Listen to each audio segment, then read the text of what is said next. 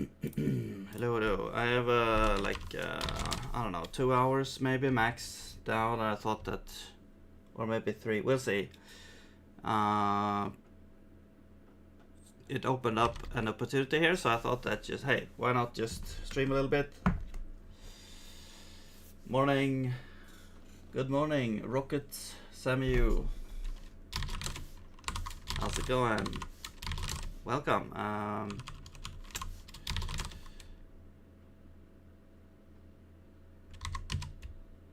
Yeah, I thought maybe, what to do. I did find while cleaning up some stuff that we actually have a type checker and types. Like there's a semantic portion here, which I've never actually seen, which is kind of interesting.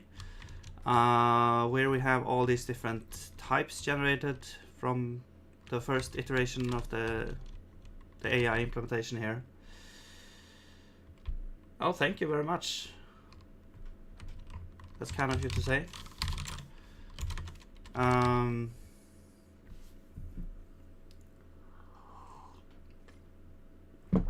Are you a developer as well? Or do you just like to see development?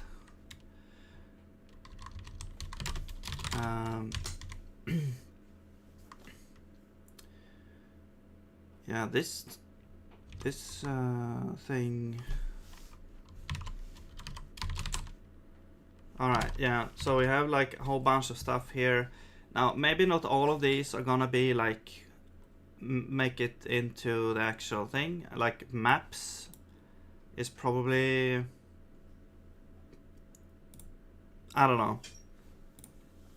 We'll see. I mean, because Bash has, Bash has like some utilities when it comes to like data types. Like there are, like I didn't know this. I thought that Bash only worked with like strings, but apparently Bash has support for all kinds of different data types. And yeah, so there are like, you can have maps, you can have arrays, and you can do like number arithmetic and stuff as well, but it's all like special kind of syntax and I don't know, plugins or whatever. I mean, I'm gonna have it more like built into the language, and yeah, we'll see how it pans out here. I've been a Rust for quite a few years. Oh, okay, cool. How do you feel about Zig compared to Rust? Because I've not done any like Rust. I've dipped my toes, but it didn't go well. I tried to make a web server, but I came into all sorts of like issues with the like, yeah, you can't do this, you can't do this. Some, async stuff, and yeah. I didn't understand how to do things, but I also didn't read any documentation.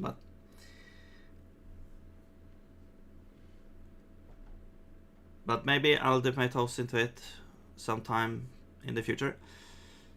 Love Zig, fun to write, and it seems, but waiting for version 1. Yeah, that will be awesome when they drop it. From my season, Zig had been all I wanted for a life. All I've been waiting for. Or yeah, so yeah, that's cool to hear actually. I mean, yeah. I mean, I really enjoy Zig. Like it's such a different and fun language.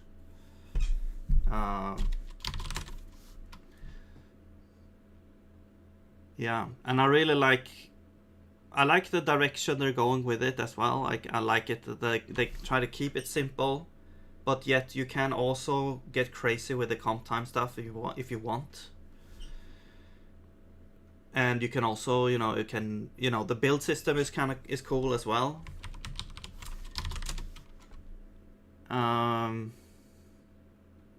Where you can like have a step where you generate some code and then use that. Like I'm using that in the game I'm doing. Like I'm doing code generation based on my assets, so I get like typed assets basically, like typed animations and stuff. All right, so this is kind of interesting. Like I was gonna think about like how to implement a type system myself, but the AI already have like a bunch of stuff here. So we have like a struct type with fields and a type ref. So what is a type ref? It's a pointer to a type. Okay.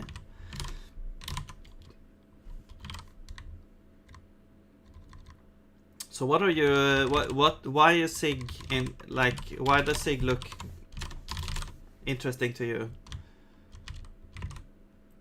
Is it because of the simple nature, like compared to Rust?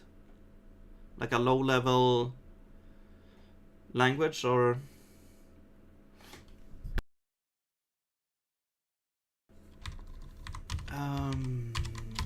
Stream shape.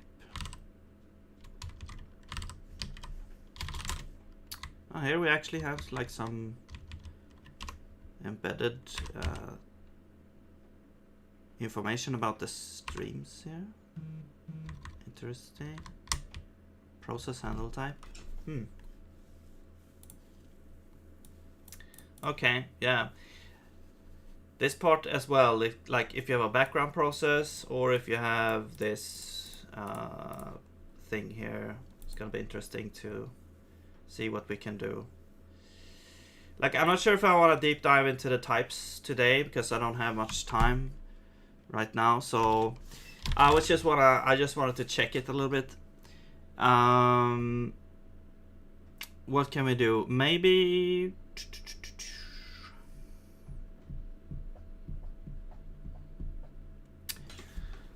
maybe we check out the LSP a little bit. Like we have these symbols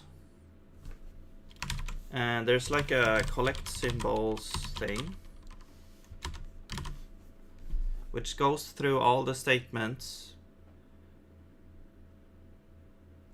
and collects symbols, function declarations. Now we can probably do this now. Easy to read, any code base, anytime you dig in.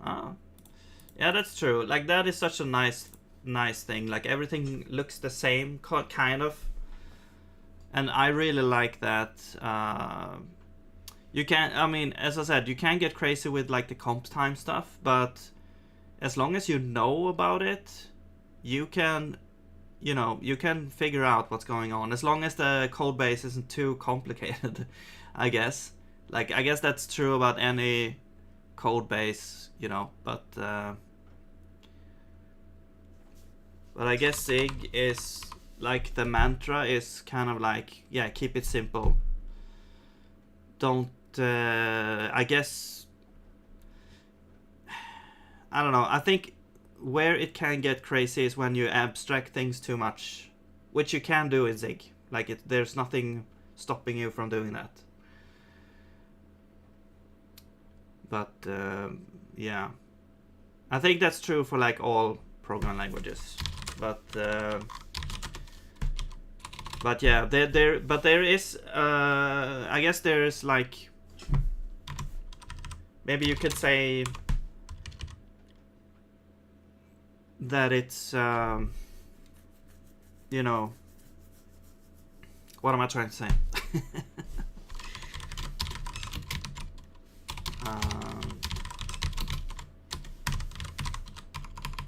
The simple nature of it, like there's not many too crazy things happening in the actual code.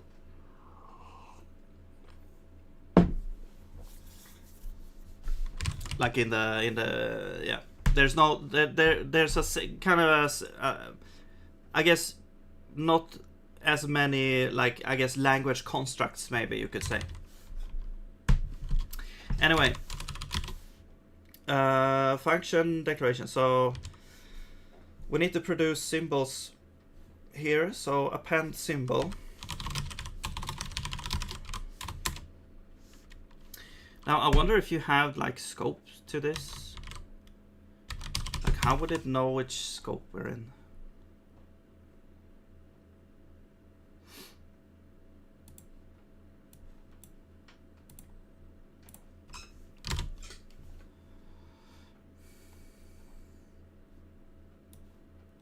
I don't know. Anyway, list aligned symbol. Oh, so that's like an array list of symbols. Oh yeah, so we just pass that in because that's what we should modify. And then the kind is a function. The name is the name. Dot name. Detail. I guess it's detail. Okay, there we go. That was easy.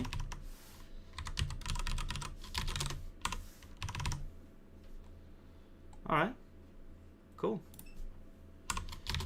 Now I'm not sure, there's probably a way to sort of decide which symbols, like when you autocomplete, for example, to decide which symbols should be available. I guess these are more like global symbols, or like in this file maybe.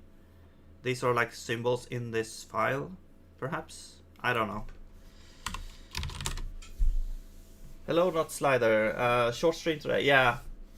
I have a couple of hours, like maybe 2 hours max. So.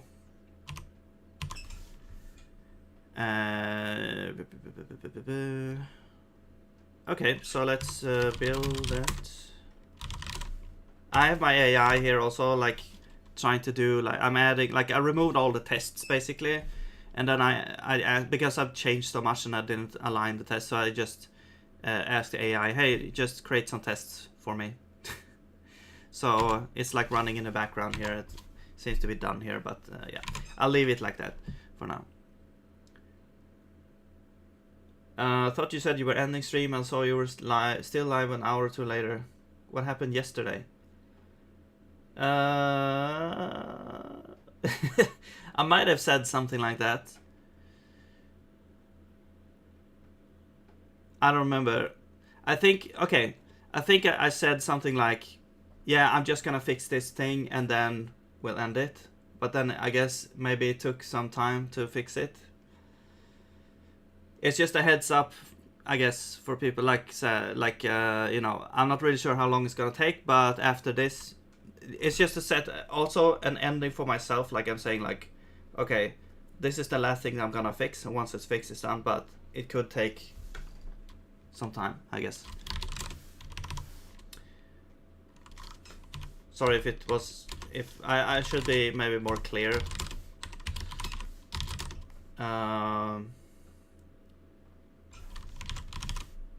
Okay. Also, yeah, this bug was fixed since before. The AI managed to fix this bug here, where you could just call hello one time and it would only be called one time. I want to try something here, like if you only declare the function once. Also, well, let's do this, like experiments, syntax, experiments.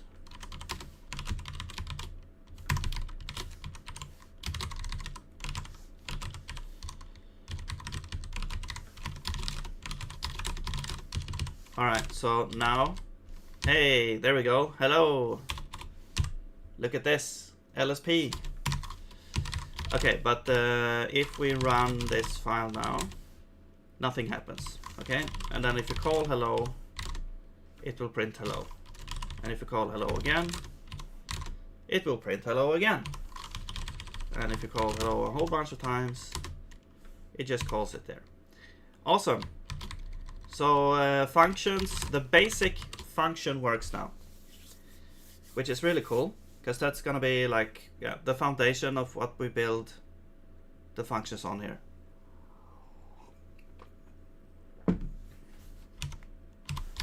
And I was thinking, like, I have this sh like bash file here, and I was thinking like, hey, what if the MVP would be to kind of replace this file, everything in this file, with Brunic, basically.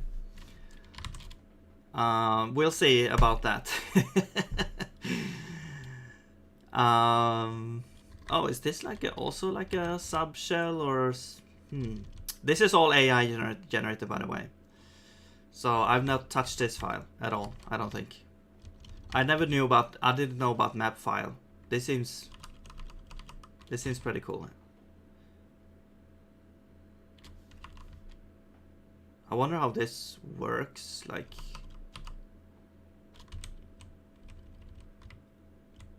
also, I don't know what this is.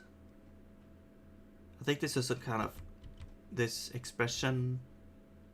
I don't know. I have no idea. There's so many weird things happening.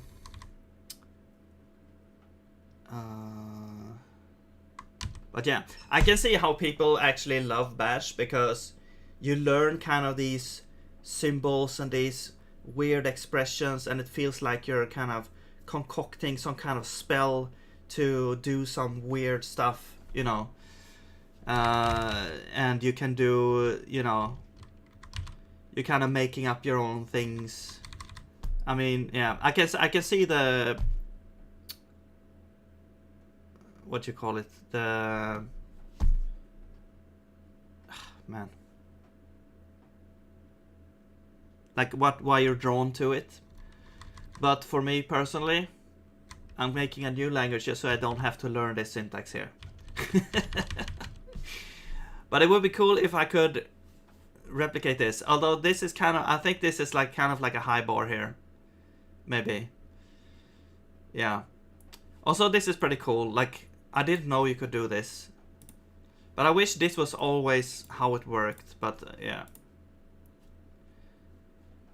Like, why don't we use this instead of, like, there's some, there's like greater than or something, I don't know.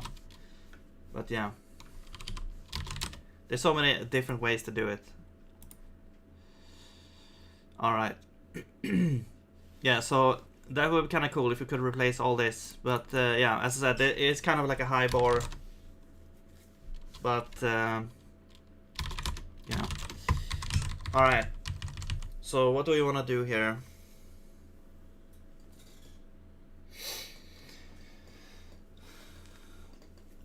Hello, Anima Dream. How we doing? Welcome. How long do you think the Zig? Do you think Zig hit version 1? Andrew says it's ready when it's ready. Yeah, I mean, I would hope so. I would hope they wouldn't rush it and make a subpar thing. I always say that it's best to wait until it's ready and not push it. So if you can, like, it's I don't know. It like right now they have like many developers working on it right now. I was actually impressed, like, how many developers are working on it, and there is like rapid progress. And I think the next version, 0.16. Actually, I should check, like, is it available now? I don't think so. No, not yet. I'm not sure how long it's gonna take for it to be completed. But they are working on it a lot, and yeah, I'm not sure if it's gonna keep doing this, because you have like 0.4, like, they increase by, you know, by 0.01 every, I don't know, couple of months. Or when did 0.15 actually come out? 0.15 came out in August. So let's say like every year you increase. If we're gonna extrapolate this, it's gonna increase by I don't know, 4%. 4%, that's How much is that? 20?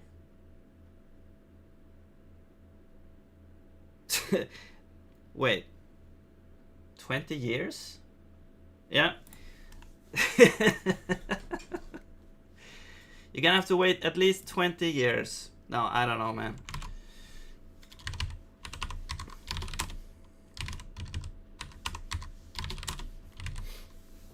Zero 16 to release about 2 to 3 months? Really? That long? Alright. Yeah, so that's gonna take even longer. Unless my math is incorrect, which it probably is. I don't know, maybe they'll jump a couple of versions here and there. Alright, what should we do now?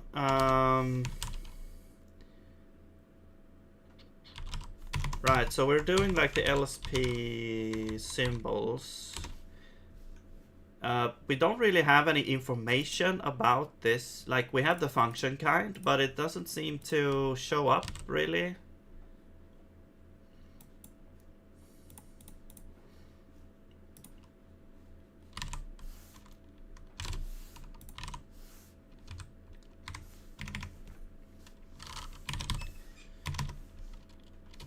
Like,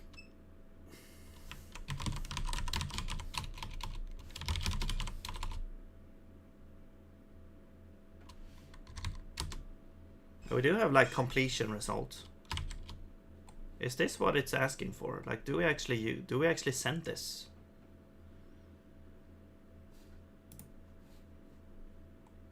Yeah, I've never looked in here either. So we get like handle completion. Okay.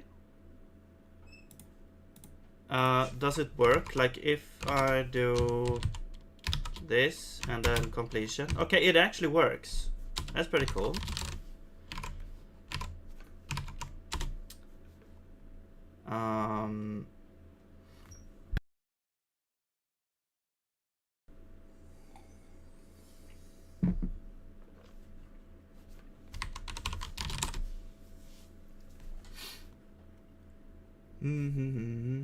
I wonder how many changes there's gonna be from 0.15 to 1.0. Like, if you you probably couldn't use the same source code, of course. There's probably gonna be, I mean, you never know, but well, I think there's gonna be major changes from 0.15 to 0.16 because they are gonna do the async stuff, as I've seen in the documentation. Like, you can actually, I think you can actually download like the master right now and play around with async stuff. And I haven't looked at the talk about async. But okay, what's happening here? So I've got like params, completion params, okay. I really wanna change this to like a JSON parser instead. This just, yeah. I don't know, it just feels like it's better to do that.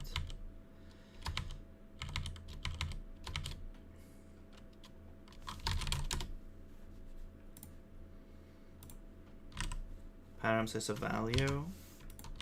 Where do you come from? Object get params.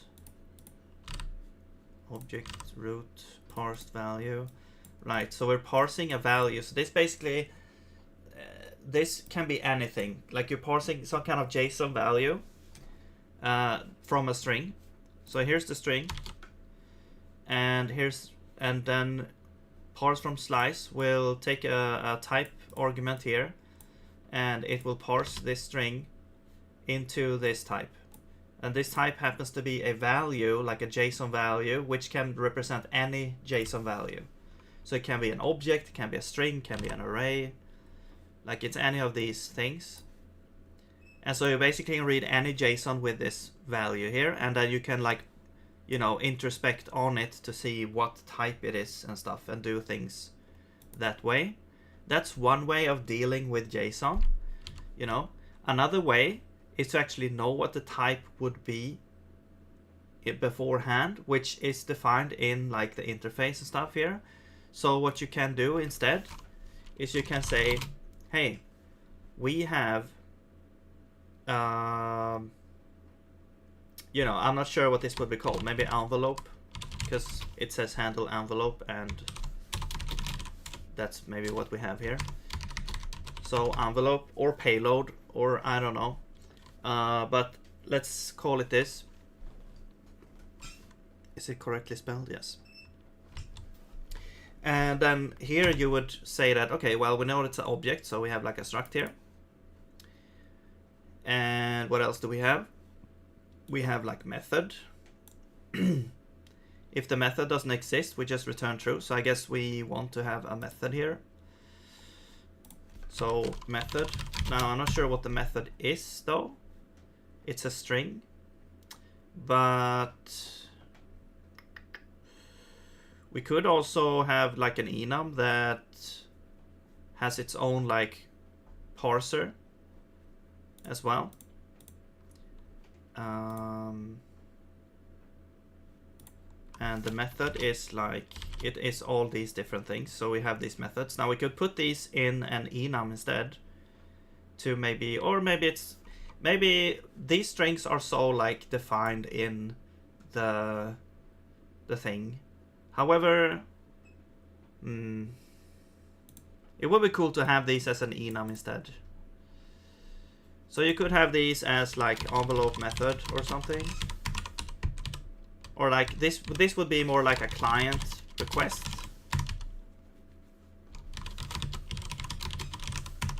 Maybe something like this. And then client method is gonna be just an enum. Actually, it could be like a union enum actually.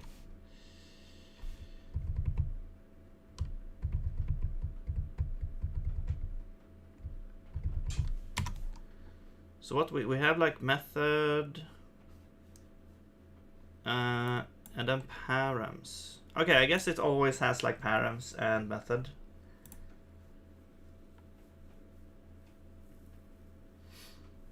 But the type of params depends on the method. So it's probably better if this is a union enum probably.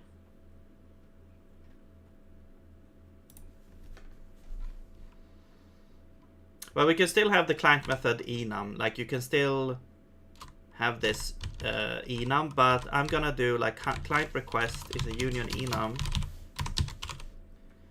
And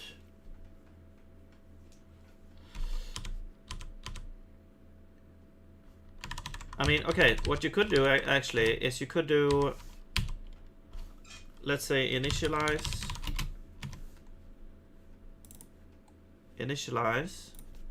is gonna be, so the name can correspond to the actual method string, and since in Zig you can define any field name using any kind of characters, then we can actually map it directly to the name of the method. And here you can have like client request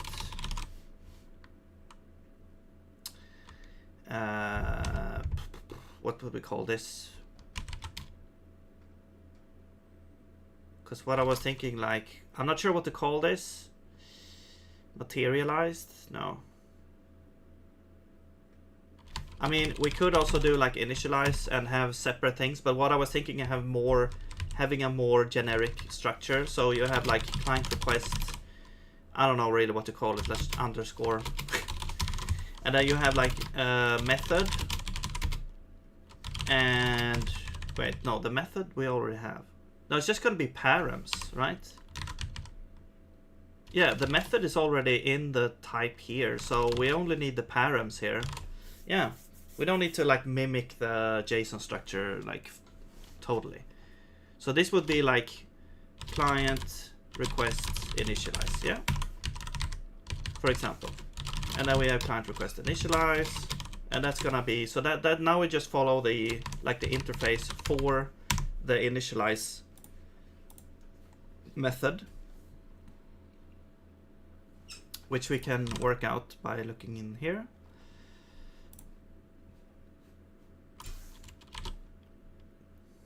So it's an object, of course.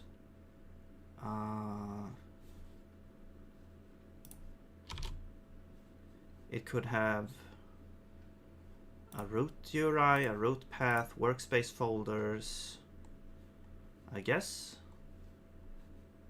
So I guess these are strings, and this is an array of strings.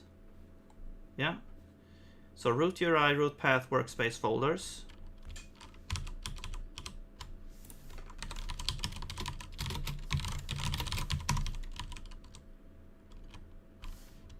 What was it called? Root path? Workspace folders.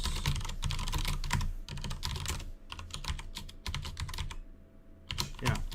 All right. Yeah, and that's that. So you get a way better. You know, you don't have to do all this song and dance here. Params get and then check if you get it and then do all this. I mean, technically it's a JSON value, but if this, I mean, okay, one difference now is that the parsing is gonna fail here instead of checking each one if they exist. But if they, you know, you can always add like an optional if they are not supposed to maybe exist. What will be the name of your language? Runic, R-U-N-I-C.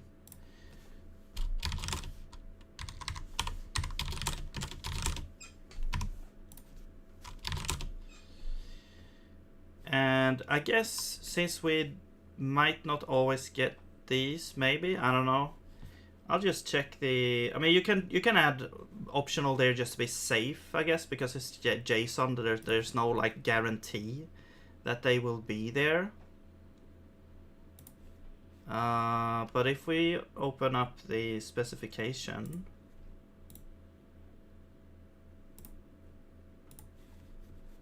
sorry about the brightness here, and then we will look at initialize.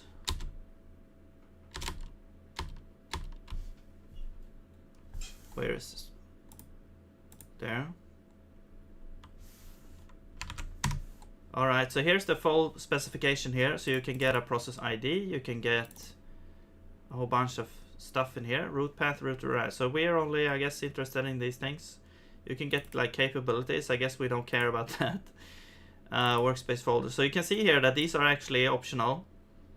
Root URI is not optional. Root path is optional. So also this is deprecated. Okay, I guess we're supporting that. And this is also deprecated. Okay. I guess we're only interested in the workspace folder for now. There's like LSP options. User provided. Okay, so this is what we're passing in from. So this is where you could pass like, I guess, custom options depending on like the LSP server. I think that's what's being passed from NeoVim, the NeoVim, like when you set up the config for the LSP. You can pass in some options here, I think. But yeah, okay, so let's treat all of them maybe as options. It's weird that this is deprecated, but it's still required, and then this is what you're supposed to use, but it's optional.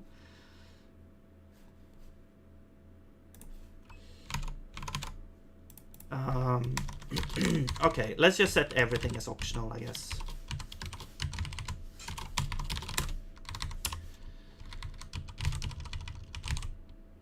Okay. And then I think if we have like default values,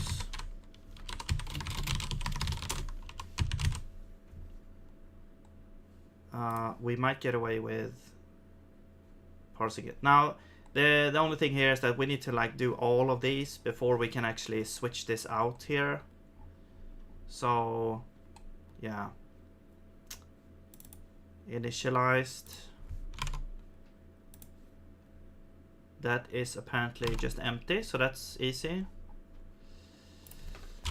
Initialized.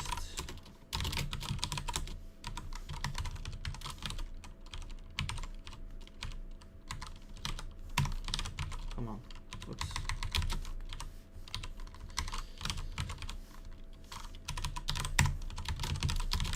There we go. And we have shut down. That one has nothing. No params, I guess.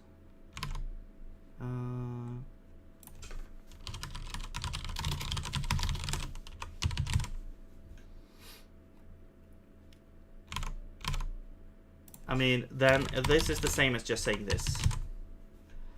And then we also, then later when we have all this, we also need some kind of parsing, like JSON parse function in here that will automatically be called from this function that will, you know, turn it into this type here.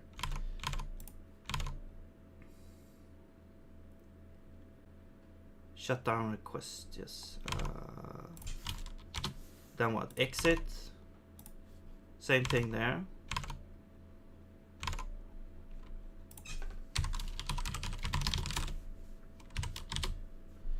Okay, we got text documented open. Now this one has special characters, so we have to do this. Now this one should have a bunch of stuff in it. Did open.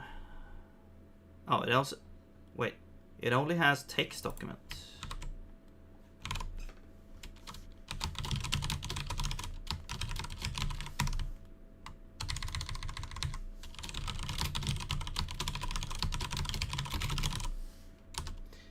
Have you streamed making the language from start to finish? No, unfortunately not. I started offline and I did like I used AI to produce kind of like the foundation of everything. And my plan was to try and use AI to actually do the whole thing. But yeah, there's a little story there. Like I was learning how to use like AI tools and stuff, and I was thinking like, hey, I'm just gonna try to use the AI to build a whole language. But after a while, so it started good, like it could execute the scripts and everything went well until I asked it to, hey, why don't you implement this now? And it just all of a sudden it just couldn't do it. It just said like, hey, yeah, so in order to do this, I have to do this and this and this and this and this. And then I was like, okay, well, put it into a file. So usually when the AI has like, there's too many tasks for it to do at once, I usually tell it to put the tasks in a file, like in a markdown file, and then create a progress file which keeps track of the progress. And then I tell it to, I basically have like one prompt that I can repeat over and over that says like, do the next task in this plan and update the progress in this progress file when you're done. Check the current progress in progress file to find which task you currently should do. So that's usually how because then every time you run, it's gonna pick up from where it left off, you know.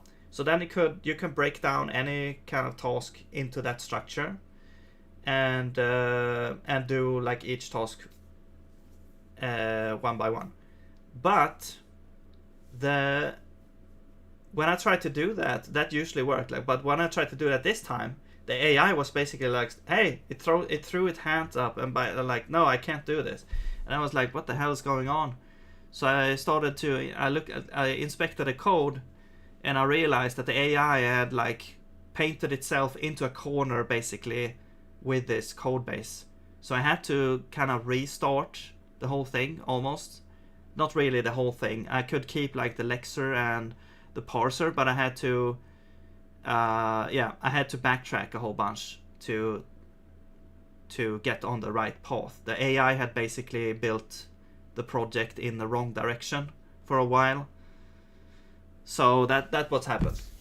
So no, long story short, no, I don't have everything like from the beginning. Yeah,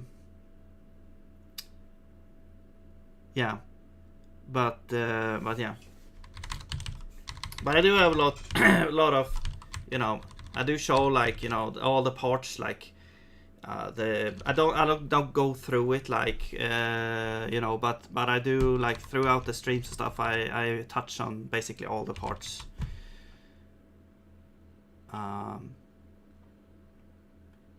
let's see, client requested open.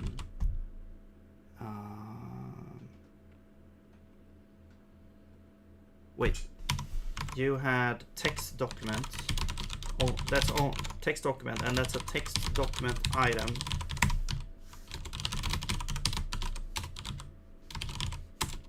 And that's probably some kind of struct. It has a URI, which is what? A string.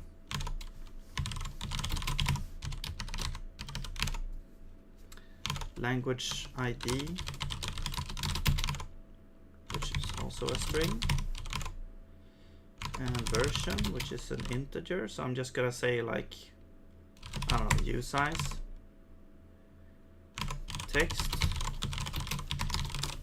All right, that's a text document item. So that's did open. Okay.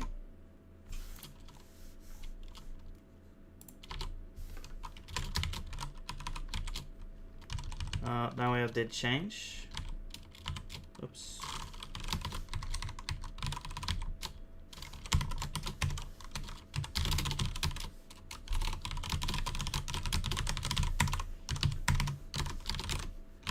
Did change as.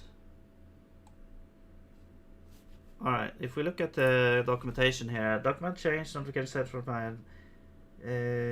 Before client change document. I'm just looking if there's any differences in the specification for different like versions of this.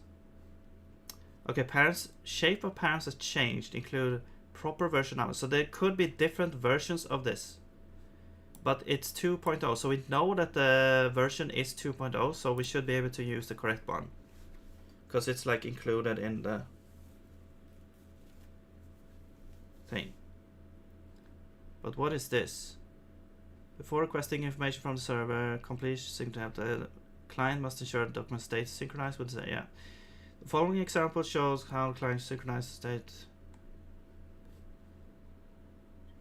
The following example shows how the client should synchronize the state when the user has continuous input, assuming the user triggered completion. Document version 5. Yeah, okay. So this is like the document version is like when the user like opens a text document, it sends the LSP client sends version 0 to the LSP server and says that, hey, this document has this text. And then the server is like, okay, great. And then when the user like does some changes to the document, like type some text into the document, the LSP sends an update. It sends a did change with a new version. So, you know, it bumps the version up to version 1 so that we can keep track of which version is which. For example, we use it when you send diagnostics from LSP server to the client. It has to match the document version.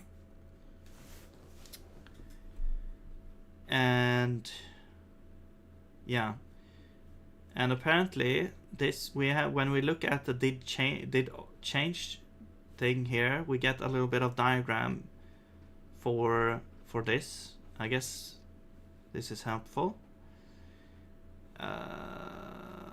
Assuming user input triggered this. Okay, so we're assuming user triggered this, but I don't really care about that. I only care about the structure of this params here. So we got text document and content changes. Okay, so that's an array of this versioned document identifier. Okay, that's different. Extends document identifier. Okay, so we got URI and version. Okay.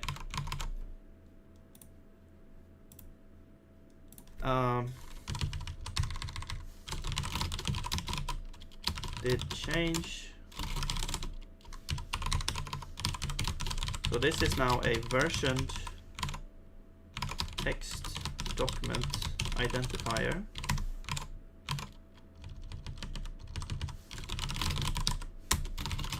I should put these in a separate file. but let's just do it here for now, and I will change it later. So this one had version and URI.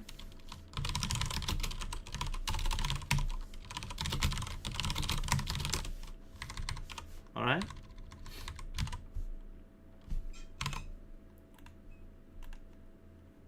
And then we have content changes,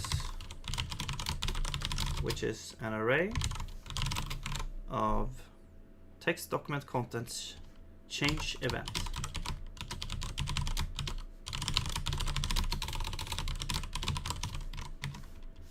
Which we need to have here. Now this is a struct. I am familiar a little bit with this one. It has, okay, it's actually a union enum. It can be two different types. So it can be either a text, which only has a string. So that is basically, if it's a text change, then it means the whole document is replaced with some other text. Otherwise, we have a range change, which is a struct that has a range, which is a range. It has a range length, which is a usize. Apparently it's optional for some reason. Deprecated, use range instead. Okay. And then we have text.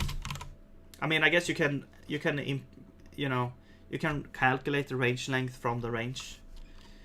And then we have text, new text for the provided range. Yeah.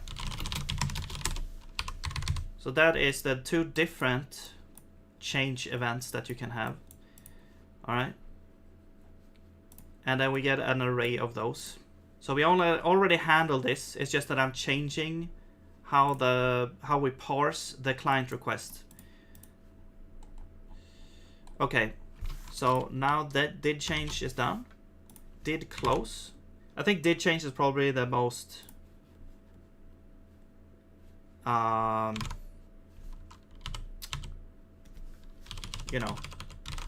advanced one here. Did close.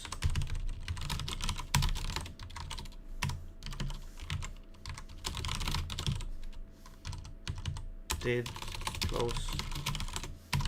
That one has text document, which is apparently a text document identifier, which we don't have. So let's copy this and remove the version.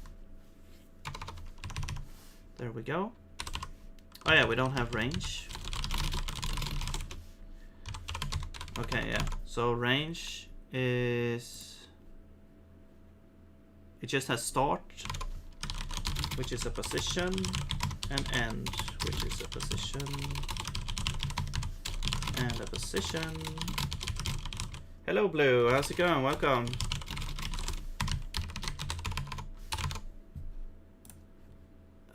Line and integer. Wait, integer? Character. There we go. All right, that's done. So did close is done, I think. Yeah, that was pretty simple. Completion might actually be a little bit. All right, let's look at completion. Wow, there's a lot of text here. Completion request sent from the client. So yeah. Given of cursor position. Completion items percentage in thousands user. Yeah, so this is okay. So this is where you can actually have apply things like scope to know which symbols you are going to have in the completion.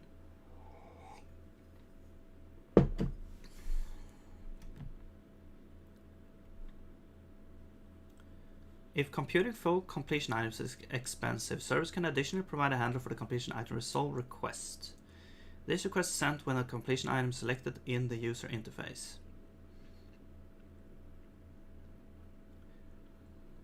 Okay, well, I don't care about that. I'm just gonna see what it says about like the structure. Request to fill in documentation properly for time conversions and expense to community.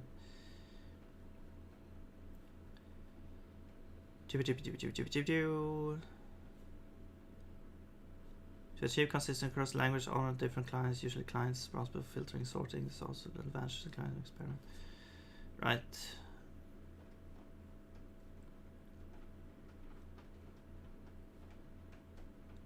Completion item provides insert text label without text edit.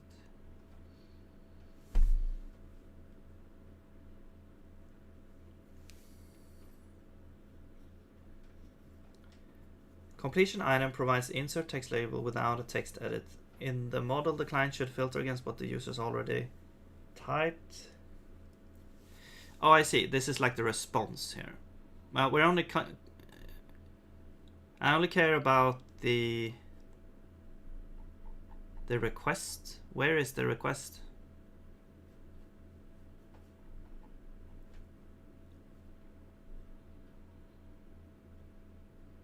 Yeah, here we go. So completion. Oh, it has a bunch of stuff. All right, completion params.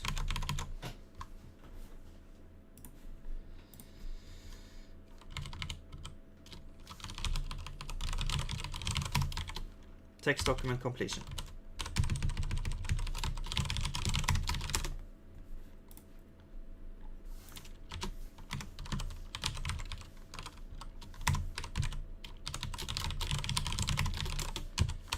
So, how's the project going? It's going well. I think, yeah, last time we did this function stuff. So now we can define functions and you can call them like this.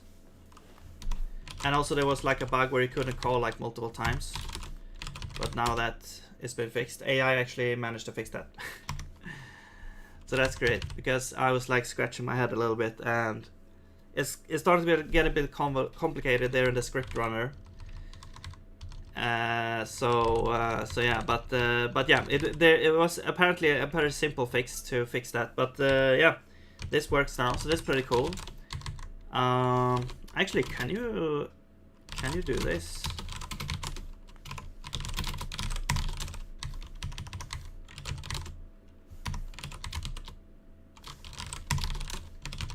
Oh, that shouldn't work.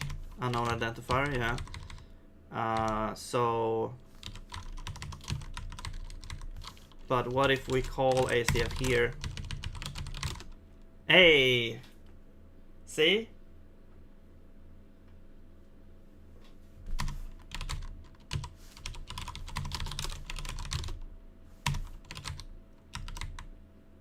That's pretty cool.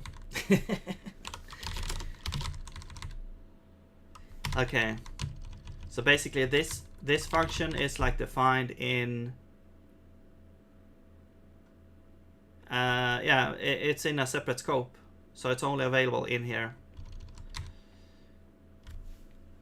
But I think the actual function itself is stored. No, it's only stored in the scope, I think. Now the function declaration is stored as in the AST, so you can go ahead and grab that, I guess. Well, okay, whatever. It works.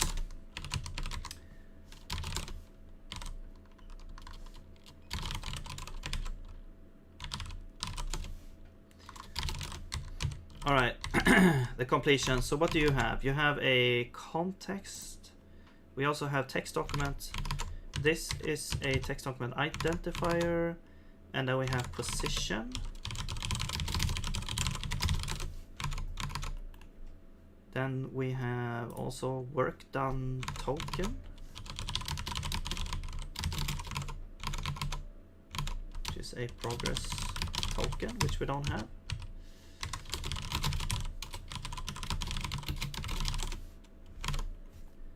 Not sure what that is. Oh, that's an integer or a string. Oh man.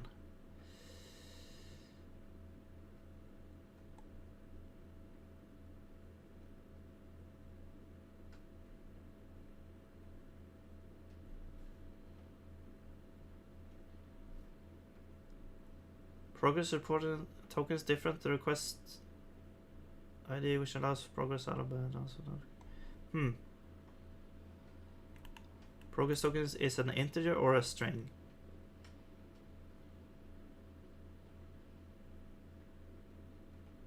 Okay. So I guess a union enum.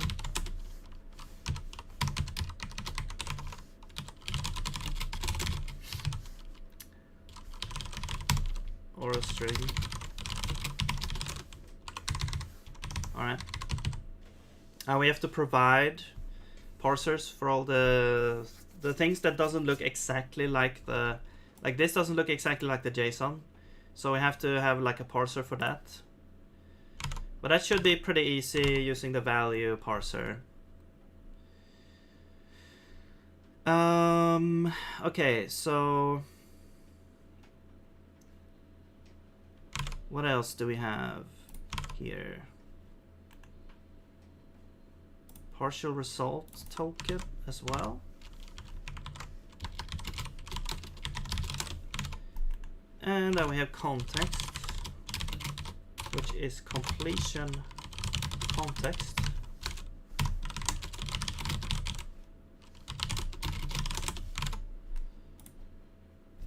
Which has a trigger kind, completion trigger kind, and a trigger character, which is an optional string. Now, what is the completion trigger kind?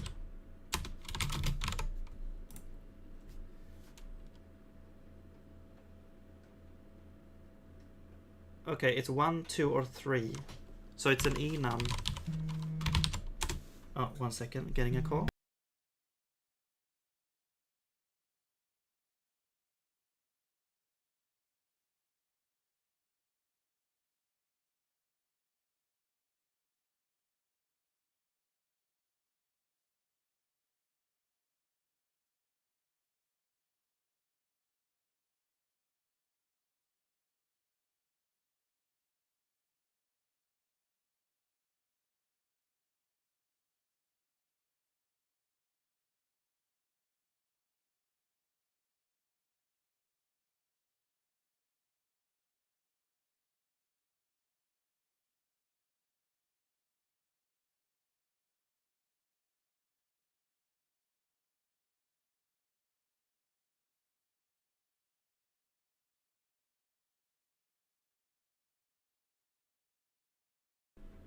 Alright, we're back here. I managed to send a gyroscope. Hello Polaris, how's it going? Wait, did I already see that? Have a nice day yourself. How are you doing, Polaris? Let's see, I managed to send a gyroscope sensor data to my PC using UDP.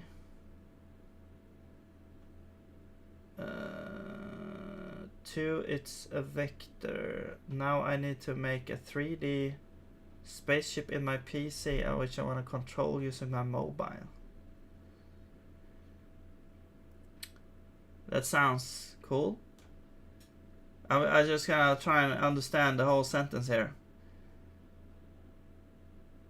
So you have a gyroscope and you're sending it through UDP. Do you use like, do you use a Wi-Fi or?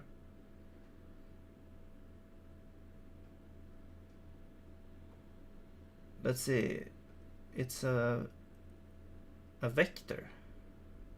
Are you using Zig? Or do you mean like a math vector? A 3D spaceship in my PC. I don't understand that part. Are you gonna have the spaceship inside the PC? Or do you mean like, is it a physical or a or a 3D model.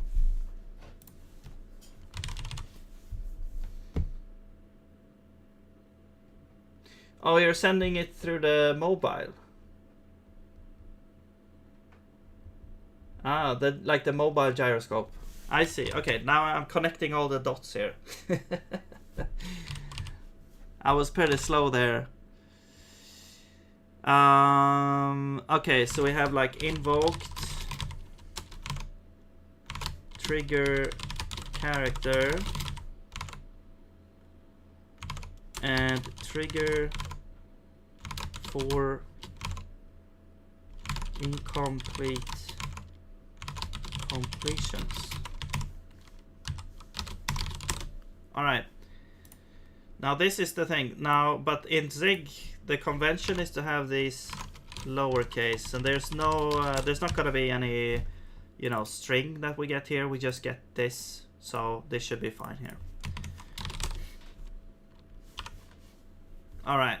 This should actually be automatically, you know, translated in from JSON directly here.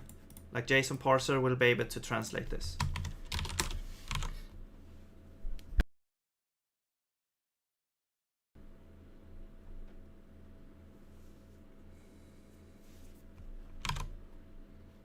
All right, I think that's it for the completion client request. What else do we have? We have did change configuration. Okay.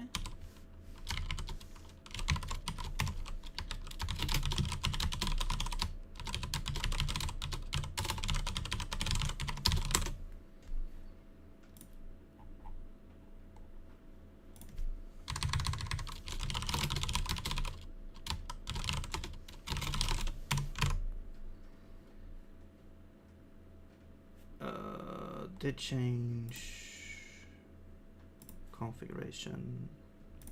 Oh, it only has. Oh, it has settings.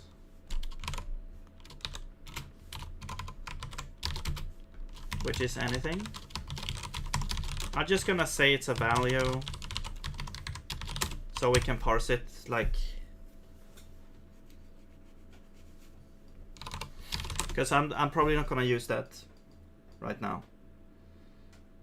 It's a game in PC, but I'll use mobile sensors to control. Ah, I see. Ah, yeah, that's pretty cool. I can't type properly, say I'm sorry for mistake. Yeah, okay, no problem. It took a while for me to like understand what was going on. But that's all me. That's pretty cool. So did you implement the like the protocol and everything yourself?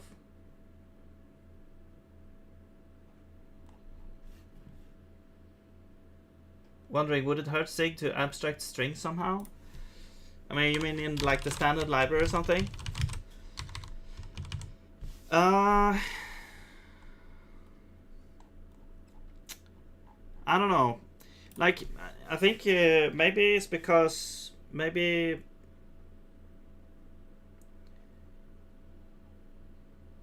like I have like in the editor I have a string. Oops.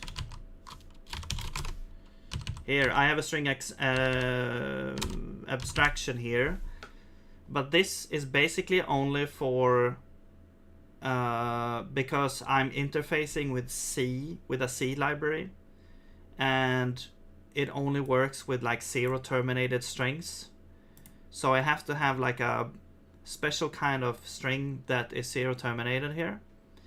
And then I have to provide a buffer and some utilities here to like initialize and you know, I have some freeing it up and cloning and everything here.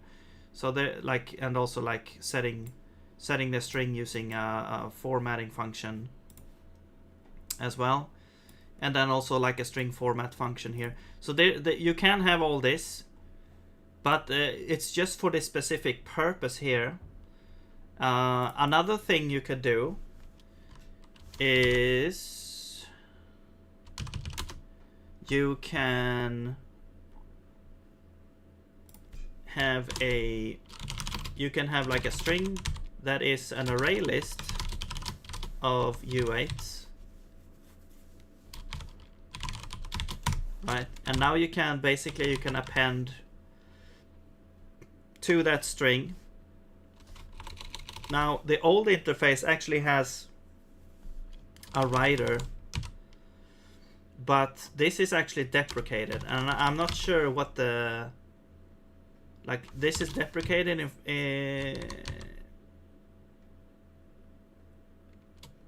in favor of print or writer allocating. Oh yeah, we have print, I guess. Print.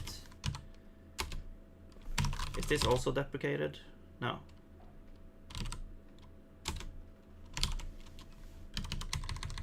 So you could make an array list and then you can print to it, but you have to have some kind of allocator.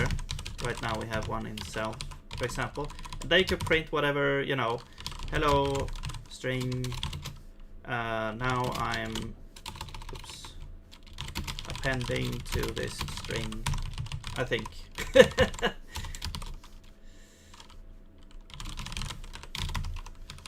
So I think this will append. Yeah. This is like appending to this thing here, I think. Let's see. So we're increasing some capacity a little bit, and then we make an allocating writer. I see. This has like a special initializer for array lists. Yeah, so, and then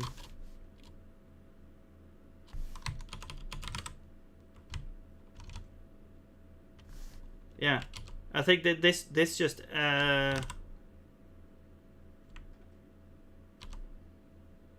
but where does it actually? Oh, I see, to array list. Okay, yeah. So this appends with this text here. So this is how you could, you know, have a kind of like a dynamic string. So it is kind of like, if you know about this thing, you can kind of say that, okay, well, do we need to abstract it, or can we just use, you know, the built-in stuff to do what we want? And if we can avoid having, you know, a more advanced string type, then that's great. And then also, so it's kind of like the string. You could say that if you compare this to a string, you know, standard string library from another language, in Zig it's kind of broken up in several places. So here's one way you can kind of, you know, write to a string like this. But then, and then to get the actual string, you would just say s.items, and you get the actual like native, or, you know, the actual string back here. If you then want to do some other stuff, like you want to do equals, then there's like mem equals a u8 and then items, and then, you know, you can check if it's equal to this, for example. So yeah, so you can kind of say that it's kind of like broken up into separate places depending on what you need to do.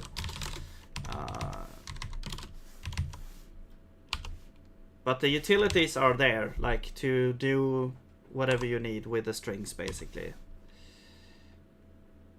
It's just that it's not like, it's not gathered in a string library, I guess. Hey, Baby Yoda, what's up? I heard you use LLMs. Why, bro? Because you have to get with the times. You have to always keep up with the times. That's why I'm learning Zig now, and because Zig is gonna be the best programming language, and the LLMs are gonna be it's actually gonna be a very helpful tool. So that I think, yeah.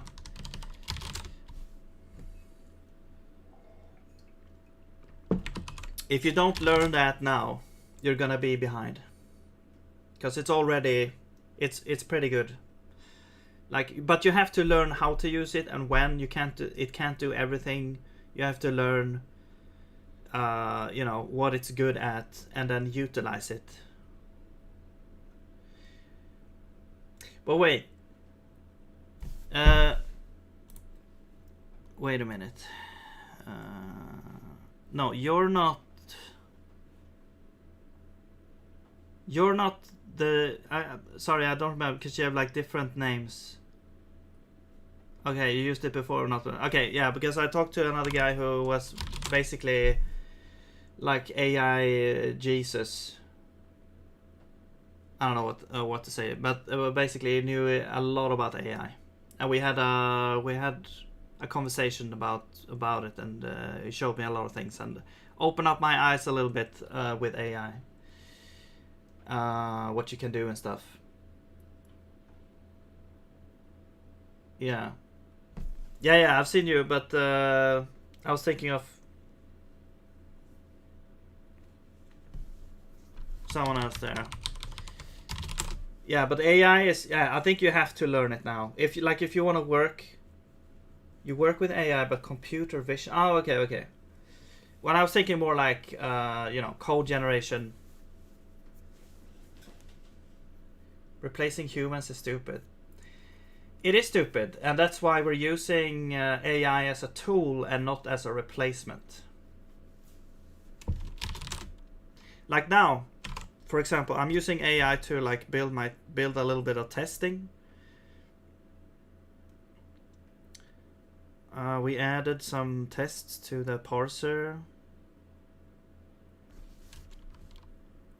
Okay, I'm just gonna tell it like investigate what tests we could add to the Lexer, and I just put it to work, and you can do whatever, you know, in the meantime.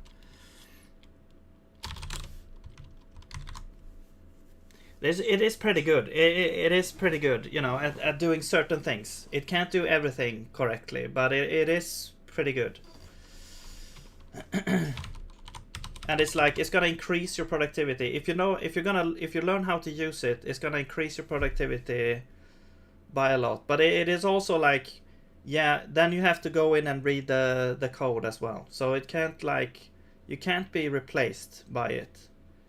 But you can, you can. Also, I've used it to solve a couple of bugs that I was just like, hey, I don't have the energy right now to actually look into this. So go ahead and investigate for me. And then it actually solved some, you know, potentially hard to investigate bugs. It does take away a little bit of the, like, practice, I guess. Like, you always have to practice to keep the skills, you know, to not get rusty and stuff. But you can always, like, go and learn what the AI did as well, and then, you know, still get something out of it, I guess. Typing is the easiest part of coding. The hard part is the math architecture. Yeah, I mean, it's kind of like this. AI is extremely good as well at, like, you know, scaffolding, or you know, for example, this what I'm doing here. I'm doing this manually here, but I could probably tell the AI to just generate all the LSP, you know, params, you know, these request types. I could just ask AI to do this, and it would probably do it like in a fraction of the time that I'm doing it right now. But as I'm doing it, I'm also learning a little bit, so I don't mind doing this.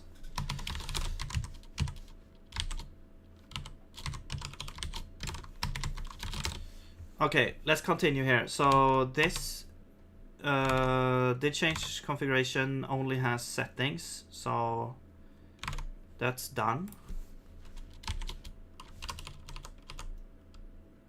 The AI autocomplete is actually kind of OP, but I'm not using it. Yeah, and I actually don't like the autocomplete, to be honest. That's the one thing I don't like, or one of the things, because and the reason is because I think it's distracting me. Like, it's distracting me from what I actually want to do.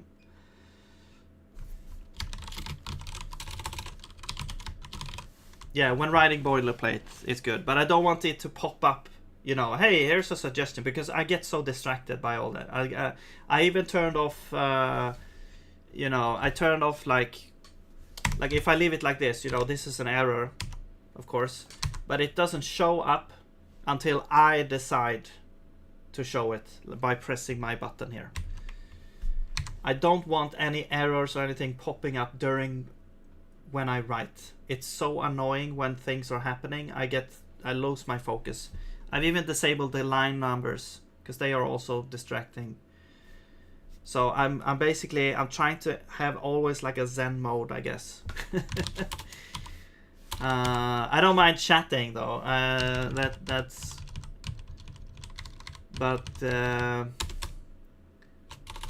what is this now? Did change watched files.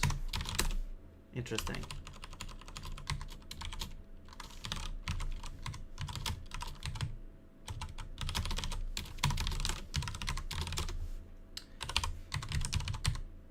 You don't like IDs?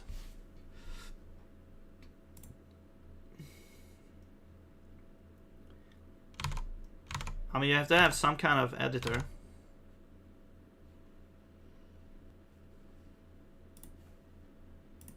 Okay, so we have this, did change watched files. You hate VS Code for Golang because always remove lines of code. Alright, it's annoying.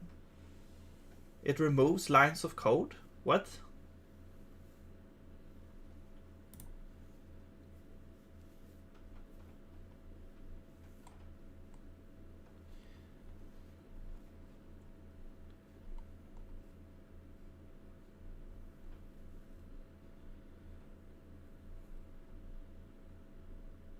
Alright, here's the params. Changes is a file event, okay?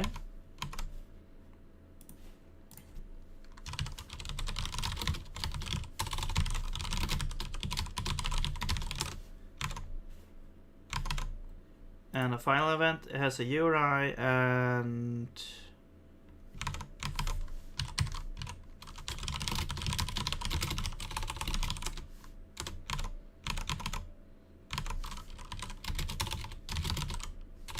URI is just a string.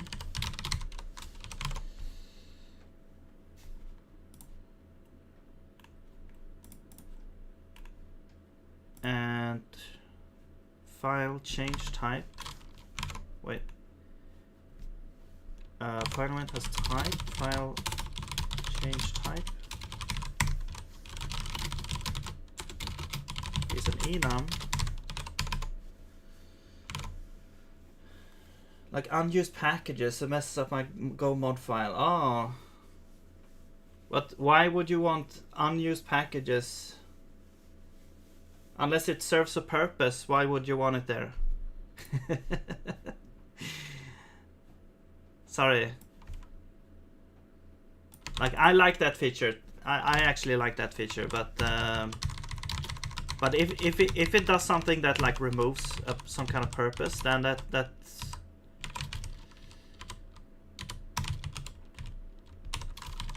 that's not great. Sometimes in the middle of writing something, it saves or removes and I have to reinstall. Oh. Okay, that sounds bad. But you could probably change that in a setting somewhere.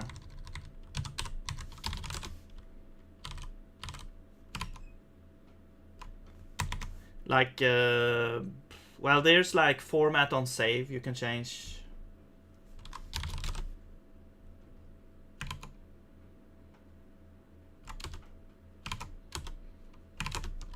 No. What am I doing? Alright, so we have the file event.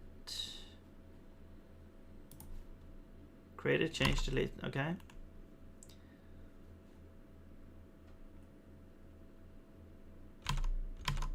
Yeah, and that's did change watch files. I should probably like rename these to be exactly.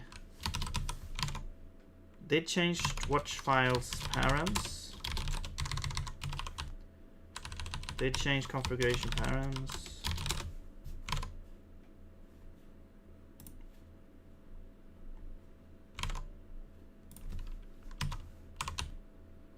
Completion params.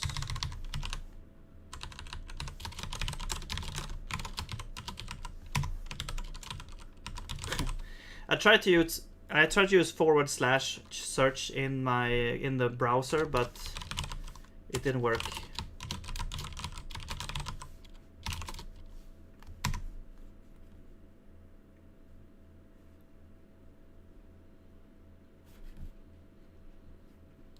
Bottom line, so I don't want like automation, but those ideas, AI complete intents are great in case you're more time bound. It really does help you write better code sometimes, but my thing is code should be readable even when you're not using an IDE. Right. Yeah, the thing about AI is like you have to kind of learn how to use it.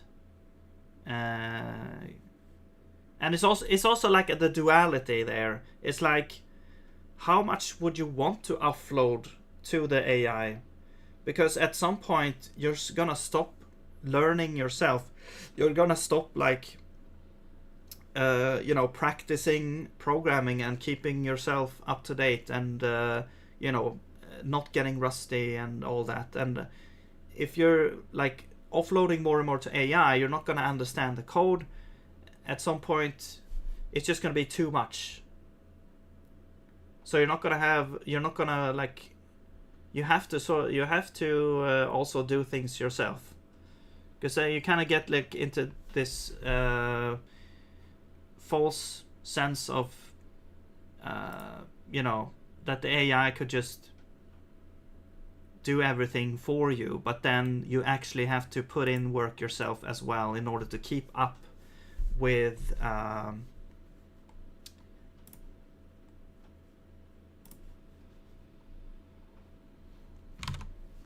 did close text document.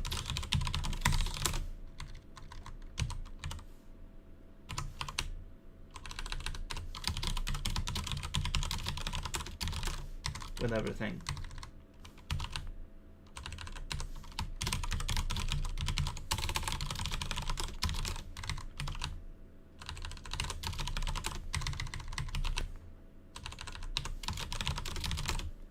All right.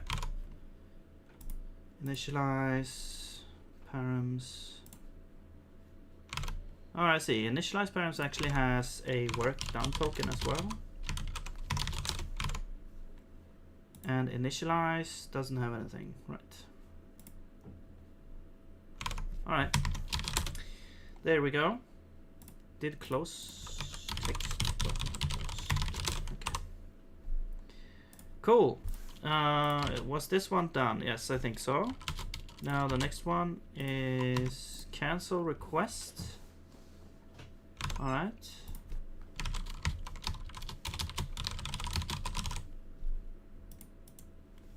Cancel request notification.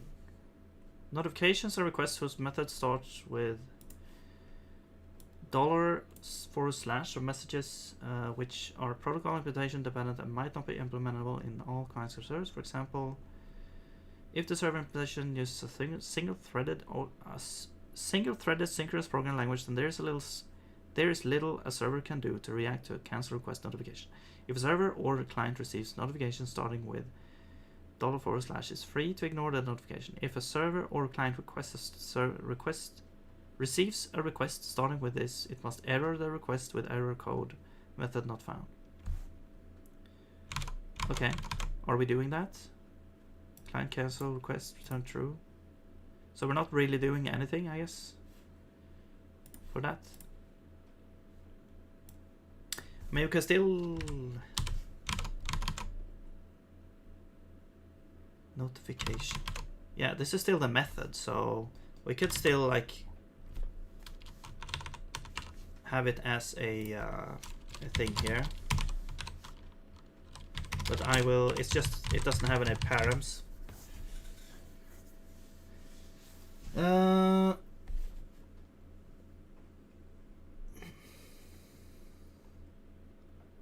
you have to different workflow. Yeah.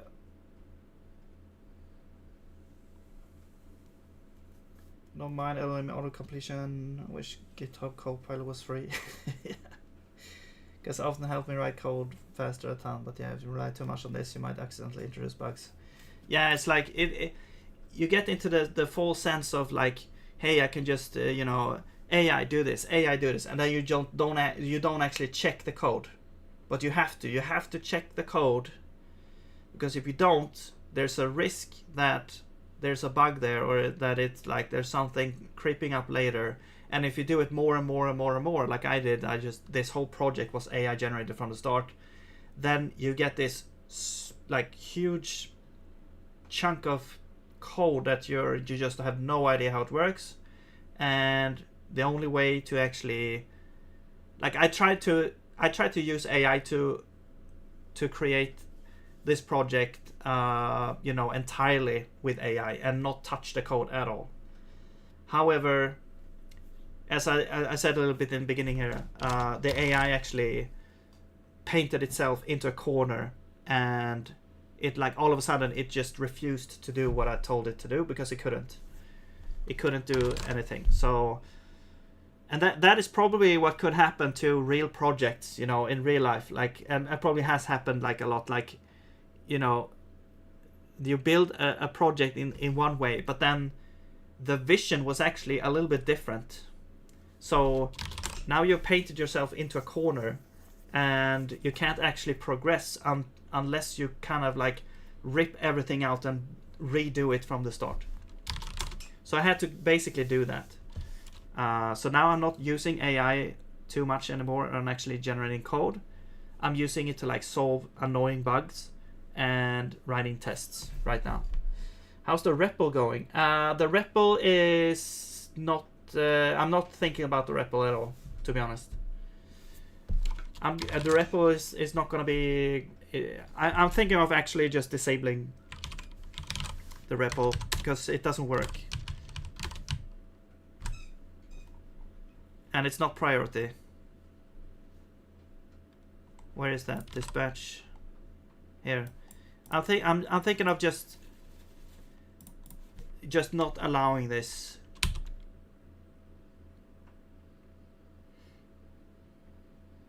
So basically, you know,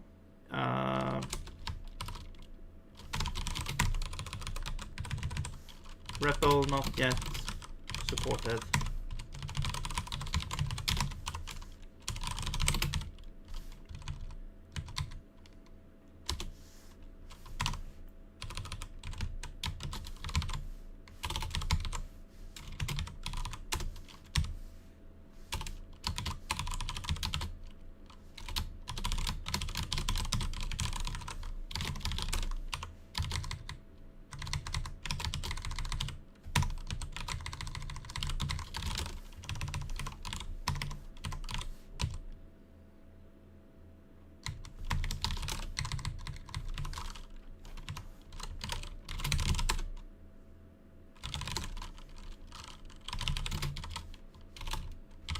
What is it? REPL? Yeah. There you go. Oh, except we need like a...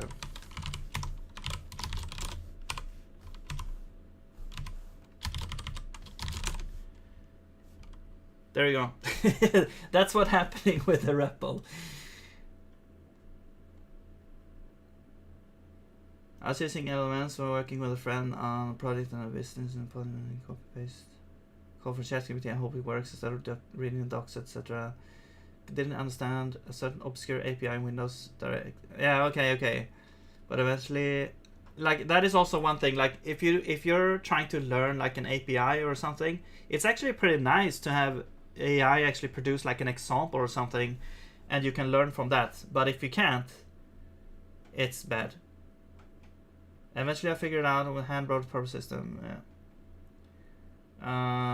Yeah, MSD docs, man.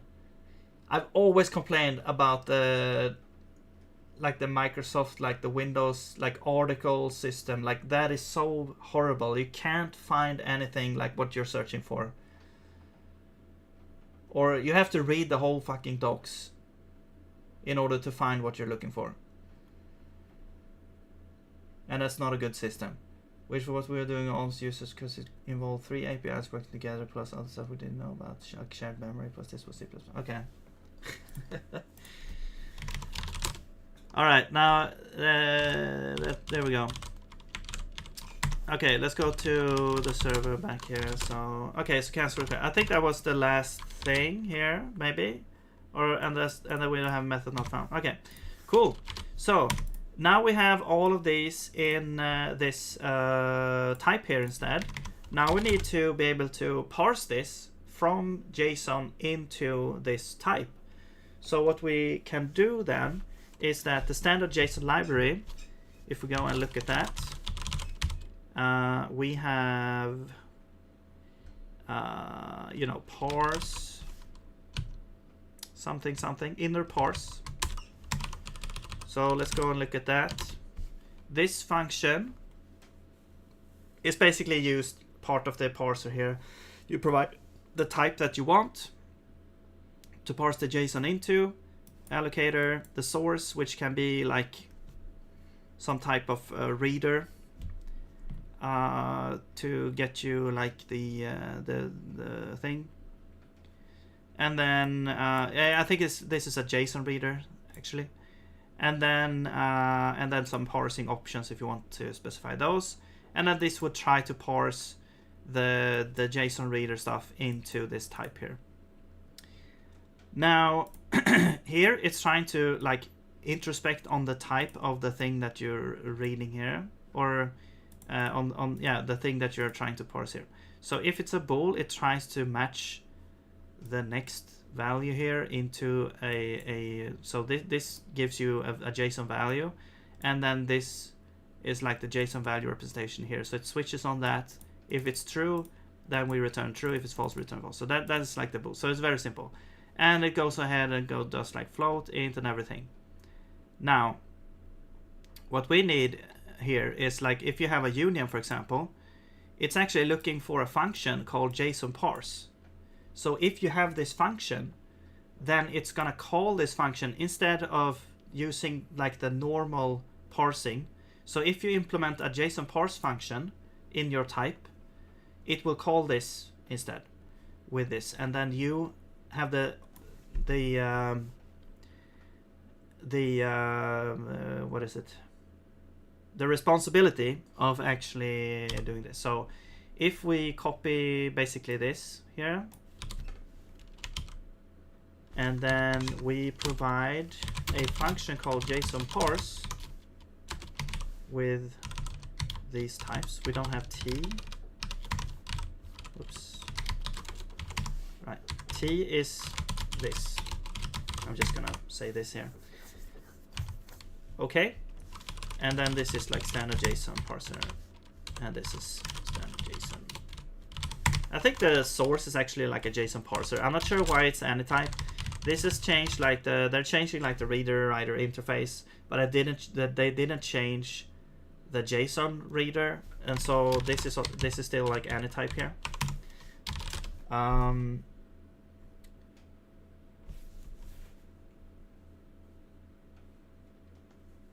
You're not gonna do C++? Okay.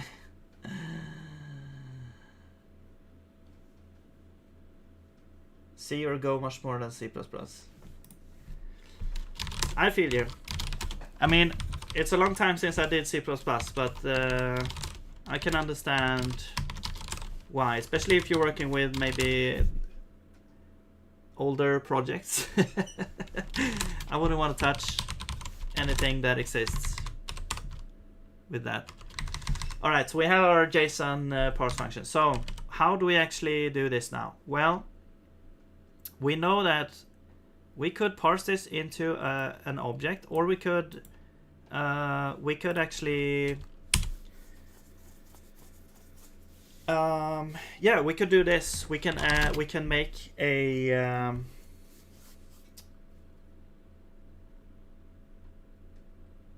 header type. So we could do like request header, where the method is a string. Okay. So we will actually be able to parse the value to this type first. So let's grab that. So we get the header. We're gonna do try, and then we have standard JSON inner parse. You have to use this now, and then request header, and then we have the allocator, which is passed on. We have the source, and we have the options. So you can use inner parse to parse this source into this, because we know the shape of the thing is like it has methods and params, but params is like we don't really know what type this is yet. So what we're doing here is we're saying, okay, well, we want to parse the method, and actually the options, you can actually say here you can pass in stuff. So what we do is we say we want to keep the old options. So I'm gonna say like options equals options, and then we change this. We change ignore unknown fields to true, so that it doesn't error out when it tries to parse the params field. So it will just skip over the params field. Okay, so now we have the header, except the JSON, what is it? Yeah, the LSP doesn't understand that this is a header now, but this is a header, and now we can just match header against one of these methods. So we can basically just take the field names of this and match it directly to the header. So what you could do is you could do like an inline for, and then you take the fields of this type, and you get the field, and then you would do like if standard mem equal u8 field.name is equal to header dot method, then we will do. Now we know that we have something here. So here we will like we will parse the params, parse params and return. But if we go down here, we will have like some kind of error, because this would be like you couldn't parse it. So actually, what we could do, we could have a special method here, which is like, you know, method not supported or something. So if we get down here, we could like return this.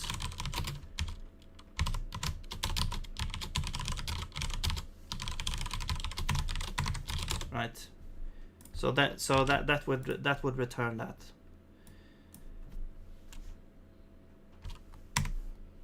Client request. Yeah, let's just change this to a client request. Maybe the LSP will understand what's going on. No? Okay, well, whatever. So we return this, and then we can check like later, like down here, where we check for this, and we can check like, oh, the method's not supported. Okay, well then we do this method not found here. Okay. But here we actually did find the method. So now we're basically doing the same thing as we did below, but we're doing it in this format instead, I guess. And we get this actual like sig type out, and not like a weird dynamic value type. Okay.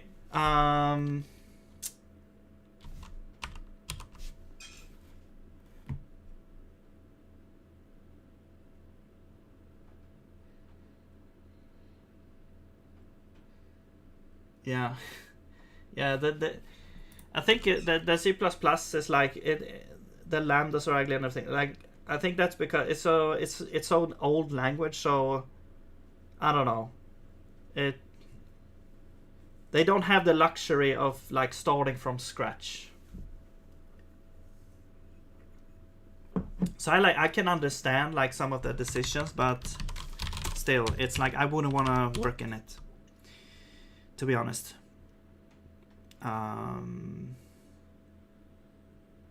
Like, yeah, so like I started up a project some time ago, and I was like, well, I want to do this, and I was like, yeah, well, it's gonna be pretty tricky, and that's where I feel like, okay, then just forget it. Like in Zig, I feel like I can do like anything. It feels like you can do whatever you want.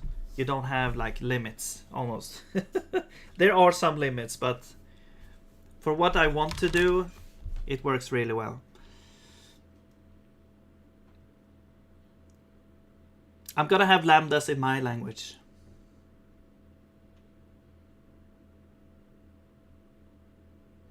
That looks like that. I'm gonna have, you know, x plus 5. This is like add 5. It's gonna look like this. I don't understand why languages don't have this, because it's just so much more concise, and it has all the information you need in there. The only thing that's missing is like the type, but they are inferred. So, and this is kind of like, you know, polymorphic here. But you know, you can always do this and then this, so you would get like full typing as well, and that's fine.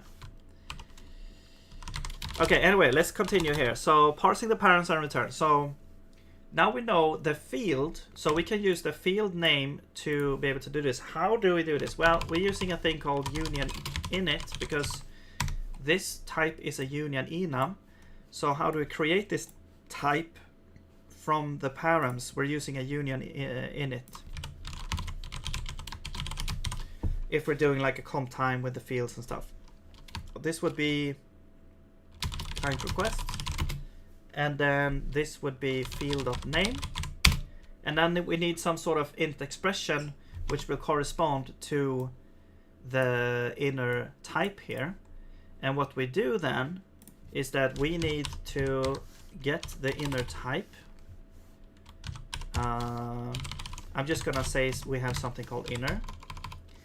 And inner is gonna be, so let's actually do like inner type first, which is going to be like field.type. Now field.type could be void. So if the type is void, we don't actually parse it. If it's void, we just produce a void value here. I think you have to do this. Like this kind of, you know, block, or you know, this denotes a void value. And I think, I'm not sure if you have to have parentheses. I'm putting parentheses here just because then this will come like an expression and not like a block in the if here. But otherwise, we want to parse the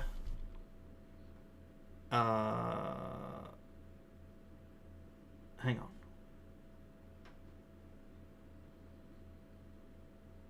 No, this doesn't work. Maybe. If we parse this, I think the reader actually advances with the source. So not sure if this actually works. We have to kind of get the param somehow. I think maybe if we do value, if we parse it as a value,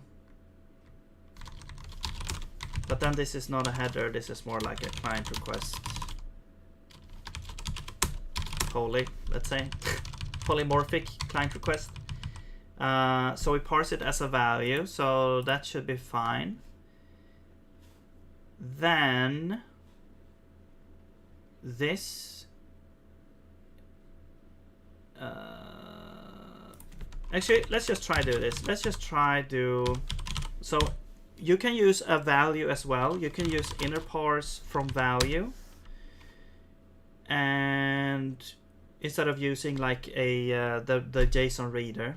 So now we're using field.type and allocator, and the source is the header.params, and options, we're just going to use the standard options here. Actually, now we don't need to have special options here, we'll just do this. And we can rename you to Holy there.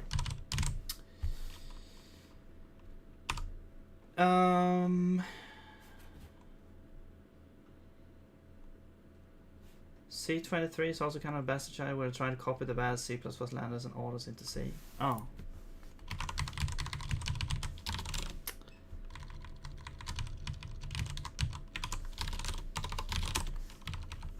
Yeah, I'm sure there are plenty of super good reasons why the lambdas work the way they do in C++, but you know, you just have to take one look at it to be deterred. The syntax is not great.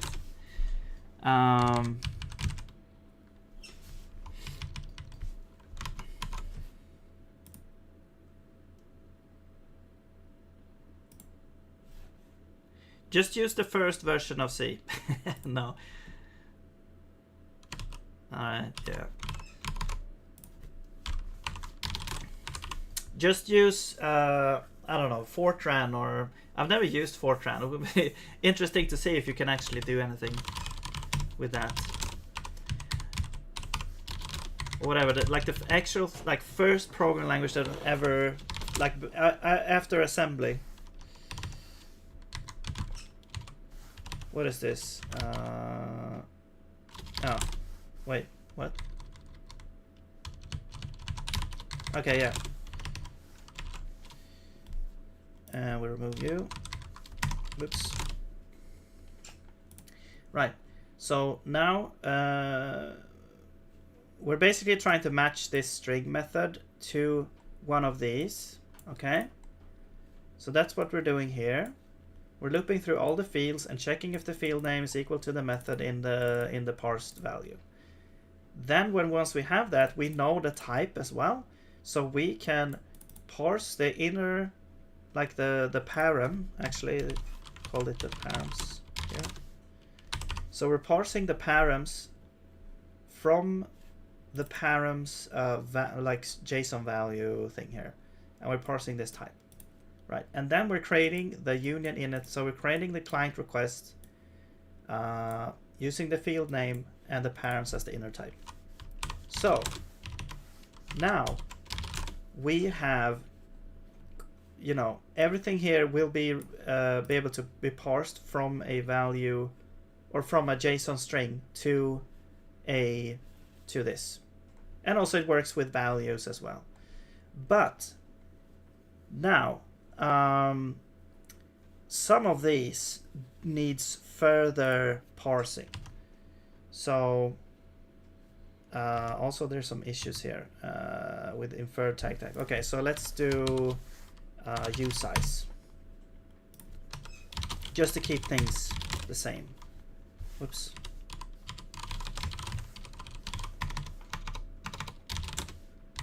First contact was with Fortran. Contract was with Fortran 77. Interesting. If all you want to do is software rendering, it's simple. Okay. So I dropped electrical engineering in favor of programming. Oh, cool. What do you think about Fortran?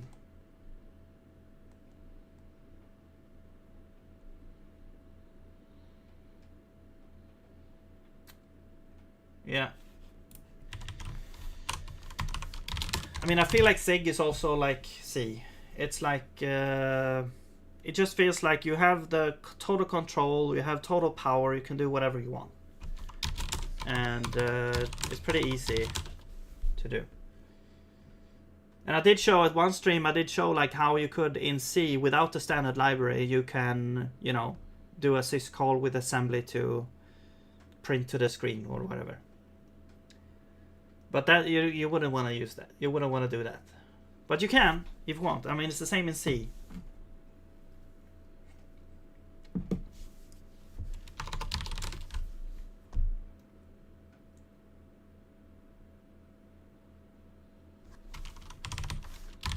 So you're saying that you liked Fortran 77 so much that you wanted to get into programming instead. That's pretty cool. Or was it that you wanted to get away from it to actually programming other languages?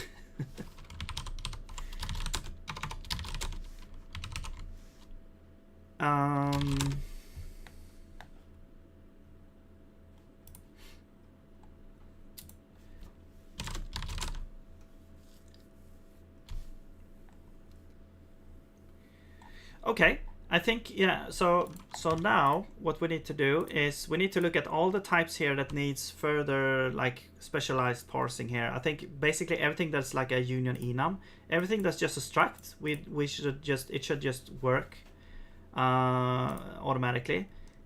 Things that are a union enum, we actually need to fix. This is just an enum, so that should automatically work. This one is a union enum, so this one we actually need a JSON parse function as well.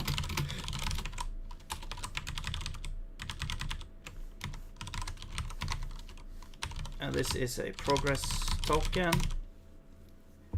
and I think we just parse it as a value, so we will just take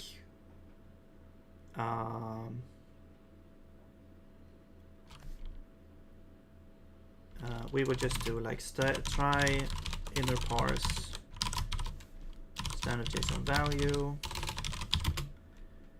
and this allocator source options, right? And then we just check like if value is equal to a number.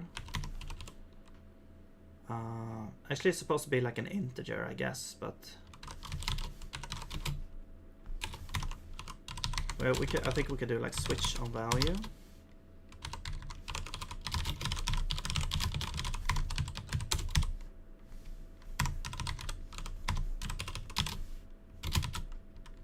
Integer. Oh, it actually does. Oh, that's pretty cool. Okay. Wait, what is that? Number string? That's weird. Okay. So integer goes to, so let's return. Integer is gonna be an integer, and we just copy the type there.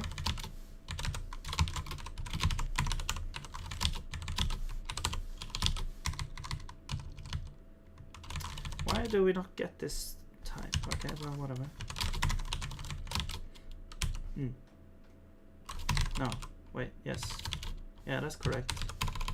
Or we get a string.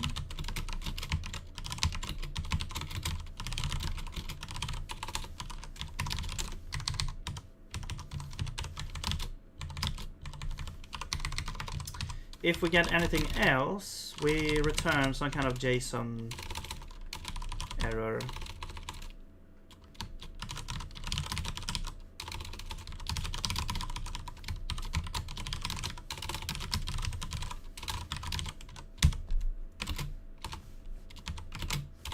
And of course I don't get auto completion here, so let's just check. Parse from value error. I don't know. Invalid number, invalid. I guess like invalid type or something. Parse int error. Oh, that's a format.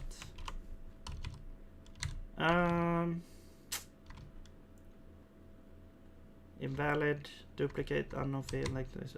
Let's just do unexpected token or something. I don't know. Because you have to choose one of those, because this JSON parse, it has to return a parse error. Like it can't return any other error, because you can't make up your own error, for example, and add it here, because the type of this function has to match this. Like the error type has to match. Unfortunately, but unexpected token, let's say, not the greatest, you know, error there. But what if I do this? Will that work? Yeah, I think if as long as the string here matches, the error is this is gonna work here. Unless they change like the error types a lot.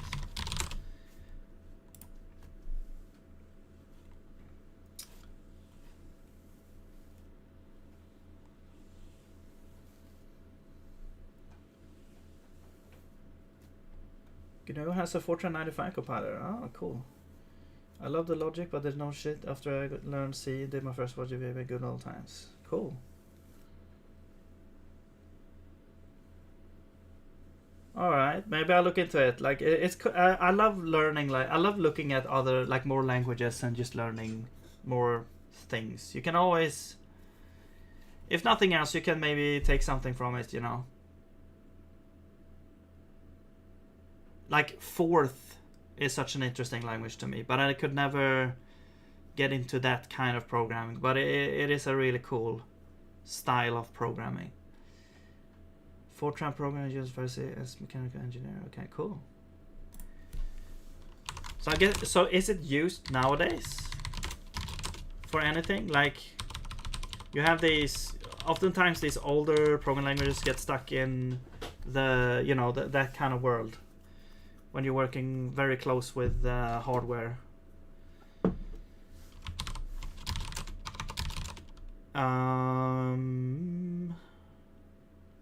Okay, so that should be that. This would be kind of cool if you could make a simpler version of this, where you could just have this abstracted, and you probably can like abstract this pattern, and then you would just have this switch, which is the actual, like, this is the important part here. So basically you're always parsing this as a value, and then you're switching and trying to produce this value here. You could probably do something like make JSON parse from value, and then this would return this function. So this would return you know, a pointer to a function that takes an allocator, anytype. No, anytype doesn't work. No.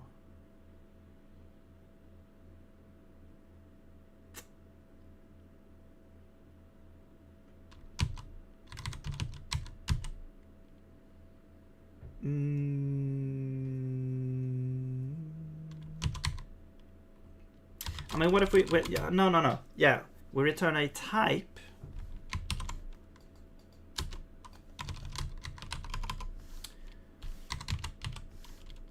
And you provide a function. Now, see, this is more convoluted because there's no good lambdas in Zig. I'm just gonna refill my coffee and I'll be right back.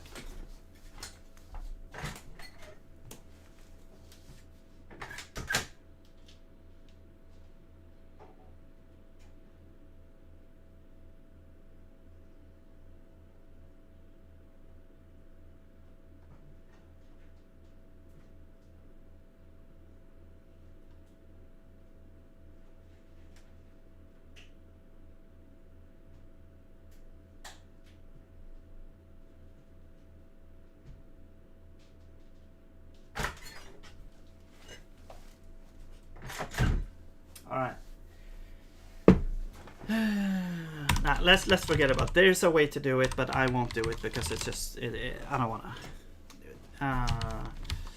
Let's just try to finish this up here. So that should be it for the progress token.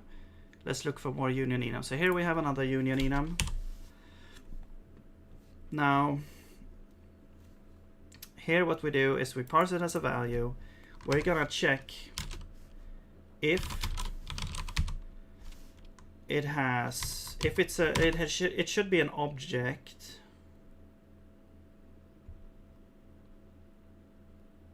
Yeah, it should be an object. So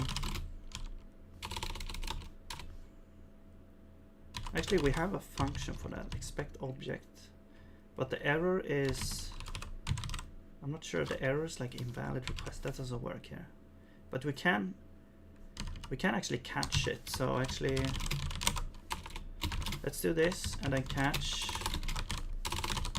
return something. I don't know, error.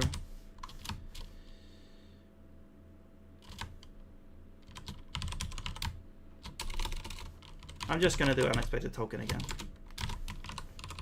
All right, the value is value, the context. What is this? Well, it's a progress token, yes. No, it's not a progress token. It's a text document content change event.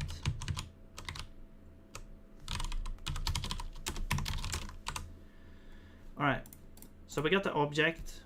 Now we're gonna check if object has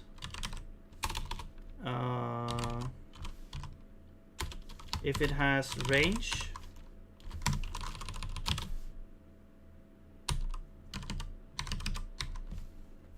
We will parse this. We will do try JSON inner parse.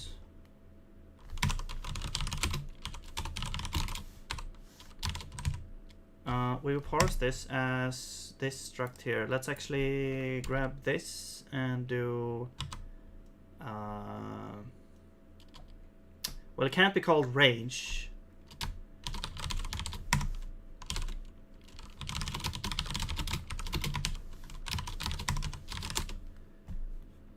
It's like the range here, whatever. So if it's range, then we parse it as a range. The source is the value.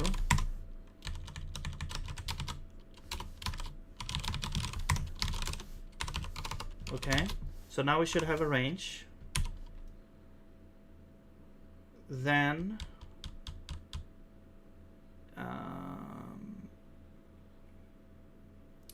we will return a union init. Or actually, we don't need the union init. We can just do like range equals inner. There we go. Otherwise, we have to have a text. So we are going to do like text is equal to. Actually, we can do like try text equals try standard JSON inner parse from value, and it has to be a string. And we have the allocator. The source is going to be object get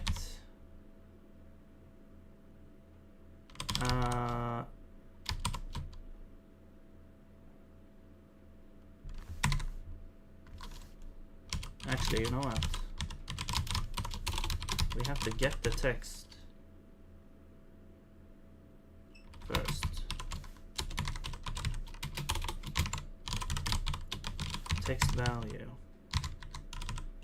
And then you have to be like, yeah, because otherwise it can be nullable. So we get the text value there, options. So now we have the text and we can return this here. Otherwise, we have some sort of error. So let's just do unexpected token or something. All right. As long as it's some error that we can get, so that's fine. So now we have that. It's probably not gonna be that error anyway, so it's not that important, you know. So basically, because this is a union enum like this, it doesn't look exactly like the JSON type, but now we have a parser that can parse it into this type here.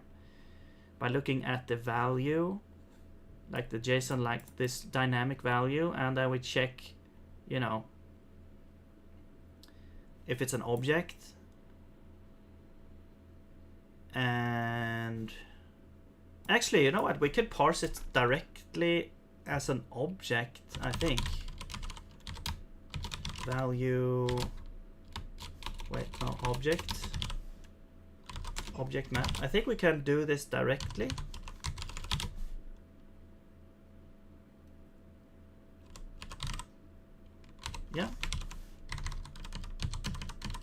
Yeah, and then we don't have to do this.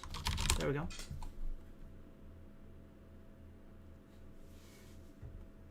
Cool. All right. What you could also do, maybe you can do like try to parse it as this type. I guess. Yeah, there's a whole bunch of different ways you can do it, but now this should work. Do we have anything else? No. So that should be all of the things that we need in order to actually parse a client request now into a zig type.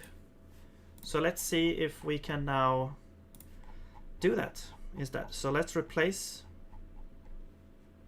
this part. So this was the old code, like we're parsing that. Let's make a copy of this function.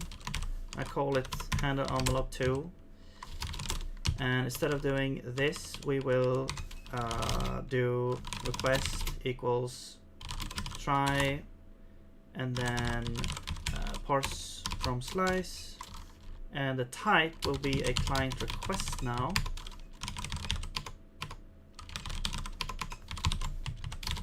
There we go. And this will be a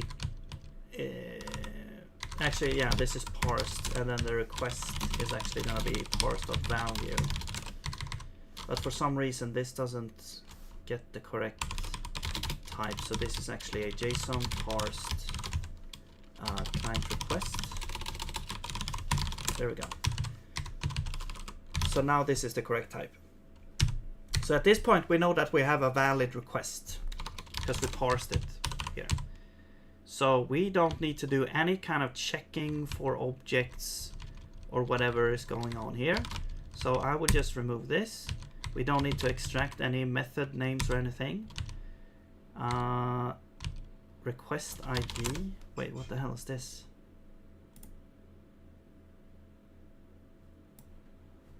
Okay, let's check the documentation here for anything we're missing maybe. So we look at the specification.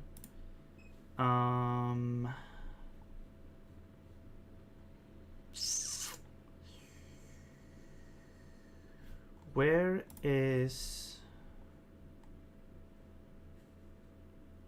the request?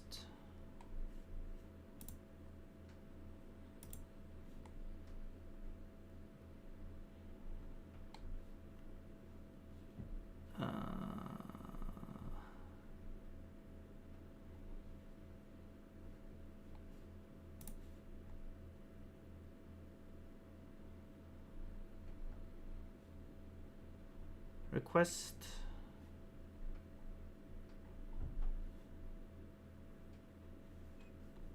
Like where?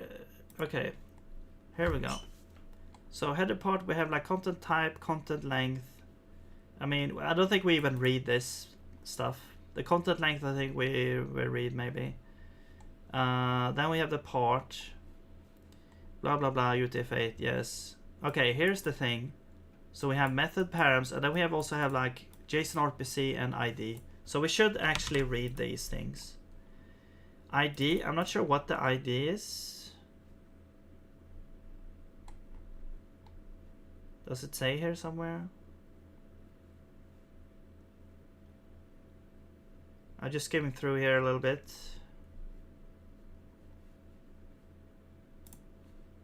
Okay, here we go. Here's the request message. Extends message. Where's the message? JSON RPC, okay.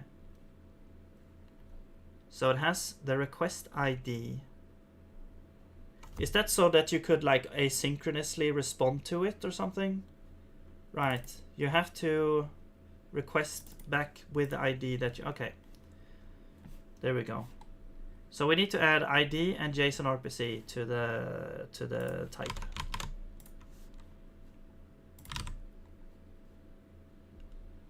And now this becomes a problem here.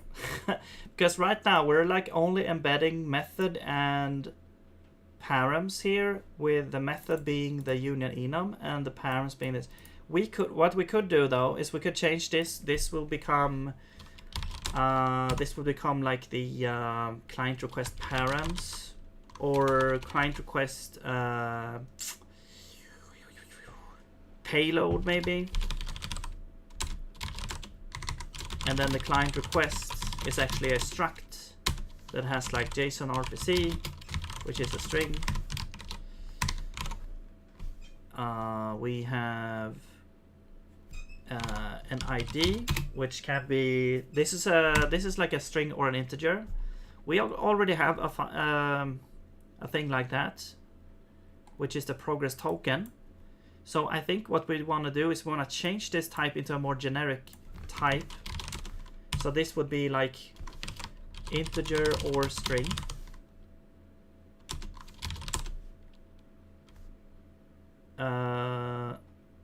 Except we don't want to change this part.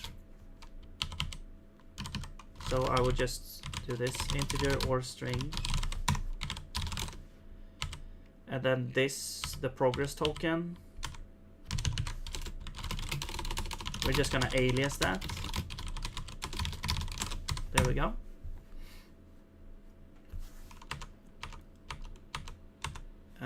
Then u will be integer or string. And yeah. And then we have the payload is going to be client request payload. Okay, but now we need to change the parser a little bit. Because the method is going to be on this type. So we need to move this parser a little bit over to this place.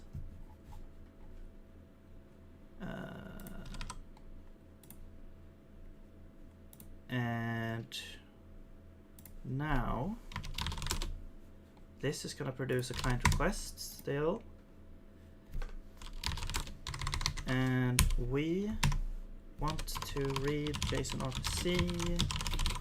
These things we still want to read as they are. Method and parent. So this is like the original message. And then we're just changing these around a little bit. All right. So we have this version that we parse, and then we go through each and finding the method that we want, and then we will return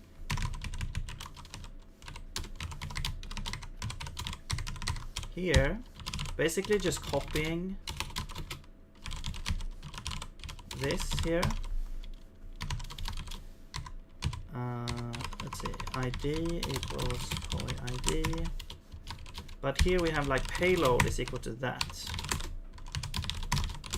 There we go. So we just had to massage the data a little bit.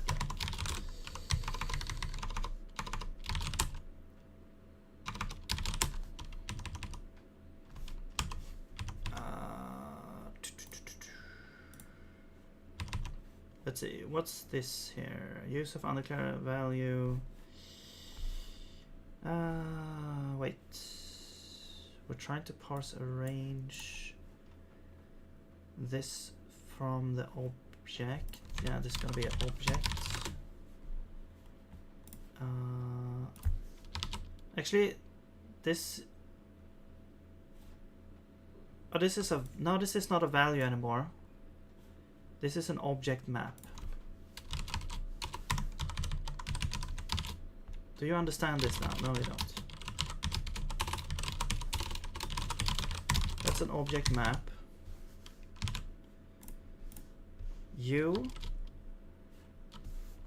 The source is a value. Object map is not a value. So you have to do like, but you can make it into a value. So you can just say object equals object.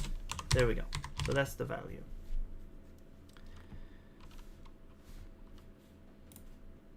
Okay, and the text value is, that is a value. All right. Okay, now we're done with that. So now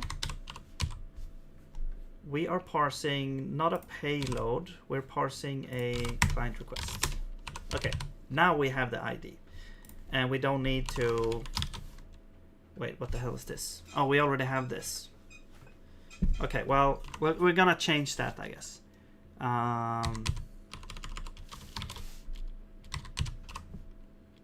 So we don't really need to do anything with this. We already have the ID on the request itself. Hang on, what the hell is going on here? Is present? Okay, maybe we should use this. From JSON, value, sure. Do we have parse JSON here? No, why not? Okay, well, let's say ID, integer, or string. Let's do request ID, but then we also add a parser.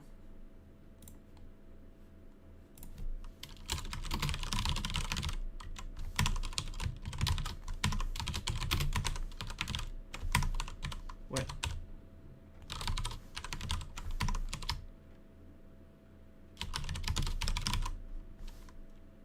Parse. Isn't it called parse JSON?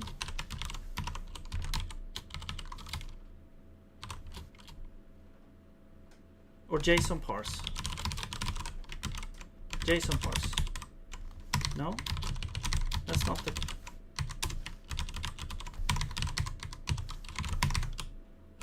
thing. There we go. JSON parse. Source, options.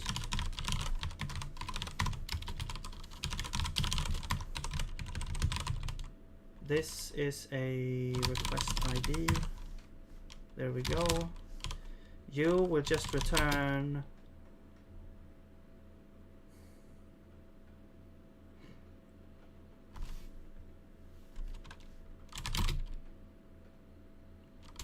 from JSON, and the value is okay.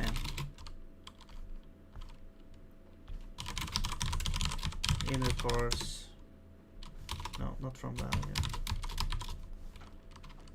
T is value. Allocator source options. You are value. There we go.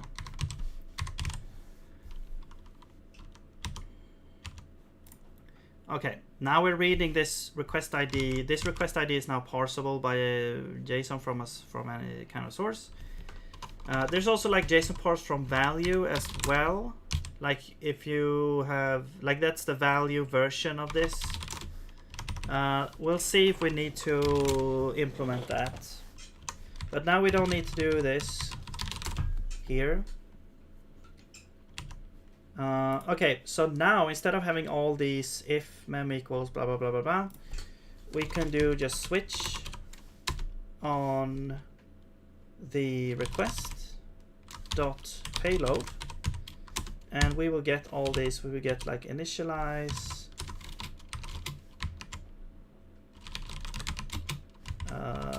we get parents here, and then we just do like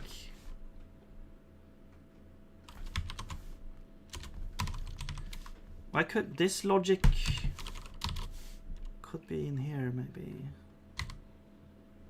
Yeah, but basically we will do this. We will just move the handler in here.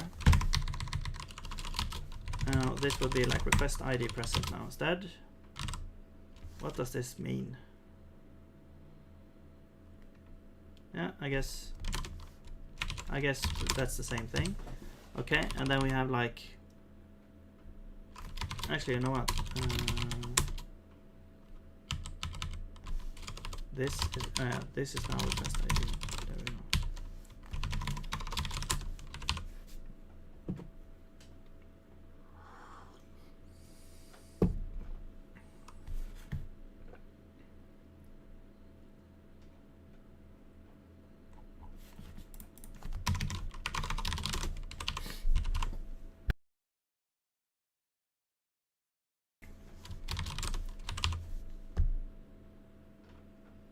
Wake pointer optimized on plus. Okay, is that in Go? Like you have wake pointers in Go?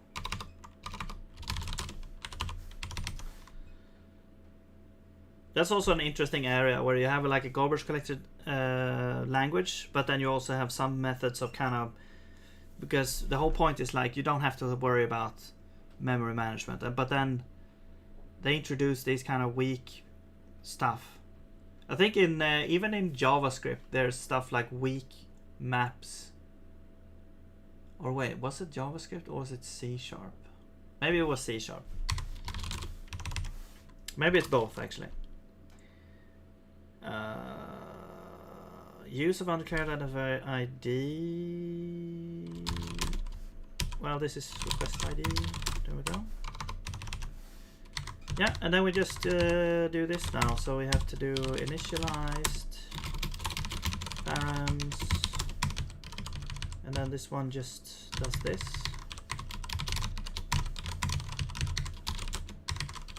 Shut down. And what's nice about this, like in this place, it doesn't look like there's much happening like differently. Also, we don't actually have anything here that we care about. I don't think we care about this either. But the nice thing though is that the params itself is actually now fully typed. So the thing what to pass in here is not like a value. It's going to be the actual type that we're interested in. So instead of like checking later for all the objects, expecting string and blah, blah, blah, blah, blah, you already have all the types. So that is what is the huge win here for this. But let's do this first, and I'll show that later here. So request ID present. Shut down, and then we have exit. Return false, okay. And here we have like text document, did open. I'm not sure why I stopped getting like auto-completion on the things. Maybe there's some kind of syntax error somewhere that prevents me. Like, oops. What happened? It knows. Oh, I pressed here and it changed. Okay. It changed the tab. Because I like disable the tabs, tab bar. But, or I have my own, I guess. This is the tab bar here. But it doesn't work really that well. Because I don't use it, so I don't care. But I don't get like autocomplete on these. Like it understands that it's there and what it is, but when I try to add a new case here, it doesn't work. So I'm not sure what's going on there. Here we actually do need the params, so let's grab those. And here we have text documents need change. And we will just grab those there.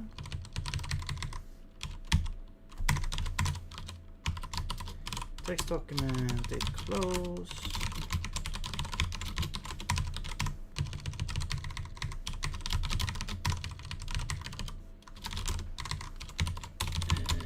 Text document completion.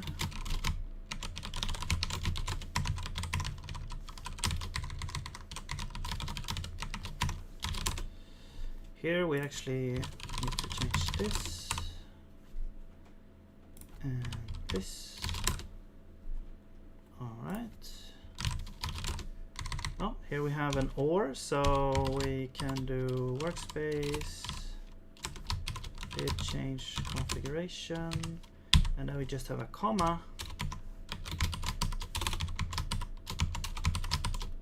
Workspace, did change watch files, and in this case, we just do this.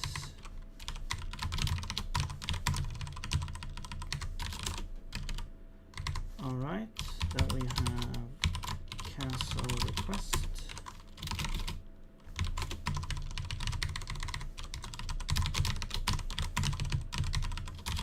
All right, and then here we can do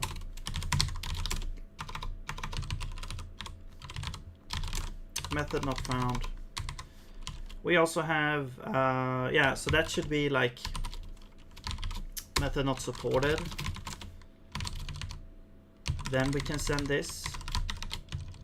I guess if, okay, I guess I guess we'll do this entire thing here. There we go. Now it's an exhaustive switch. It exhausts all possibilities. Cool. Wait, I deleted something here. Okay.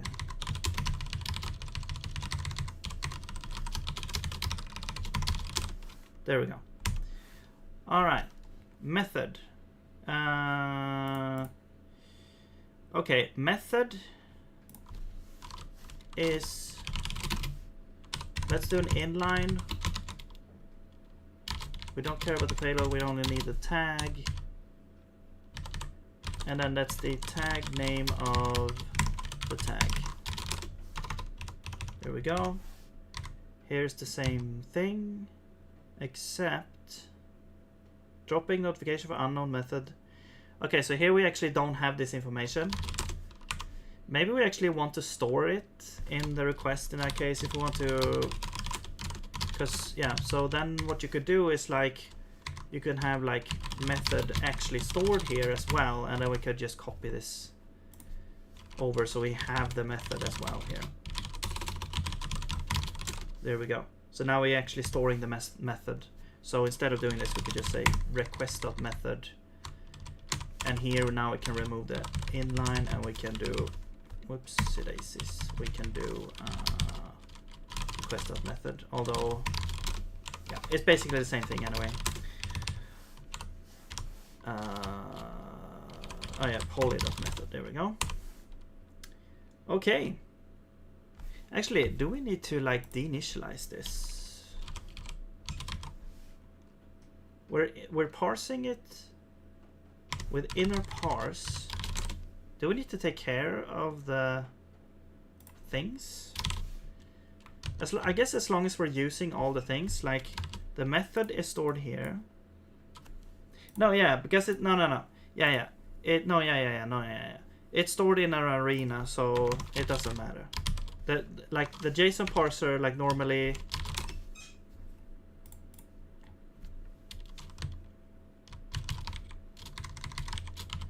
here, when you're using this function, parse from slice, this returns this parsed type, which includes an arena. So everything stored in the JSON, like everything used to create the JSON thing, is stored here. So you just need to call the initialize on this to actually, you know, destroy everything about the thing. Okay, now we do have a bunch of more stuff we need to do. We need to change all of these to actually now retrieve that type instead. I think what I'm gonna do is I'm actually just gonna delete the other function here, because we're gonna like replace everything anyway. Now you actually, so you don't get this weird value anymore. You get, you know, initialize params instead. So now we got like these fully typed non-value, you know, things instead.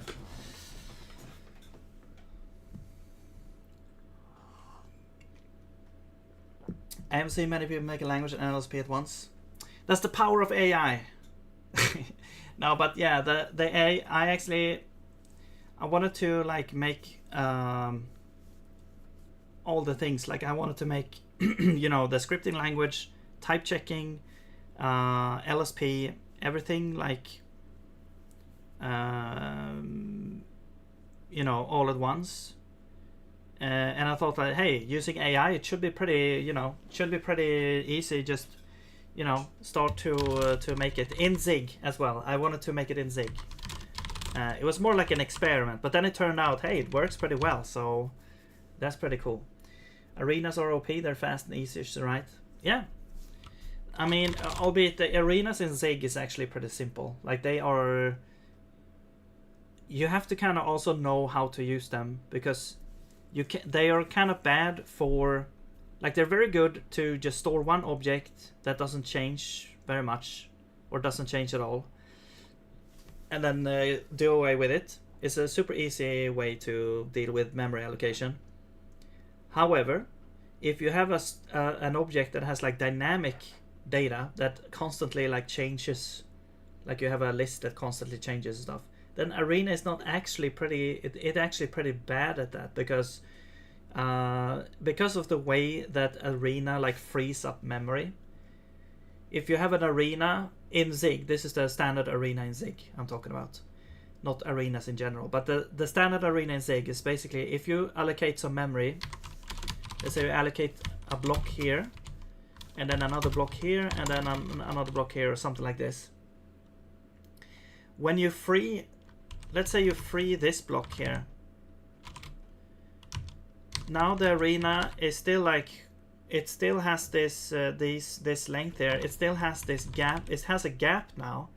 If you're gonna allocate a new thing, it will add it over here, even though it could fit in this gap. It doesn't have an algorithm that like looks for gaps and does things, which I believe the C malloc actually has that kind of thing. But here it just you know, it just adds it to the end. And then in order to actually be able to reuse the memory, you would have to free up the last thing you allocated. So if you free up this thing, it keeps track of if it was the last item you allocated. So if you release this now if you add like if you allocate something, it will like fill in sort of the gap at the end, if you think about it. So so as long as you free up the last item, like you free up this, you free up this, and let's say we had a thing here and you free up this, then it backtracks to this point, and then you can like reuse the same area of memory.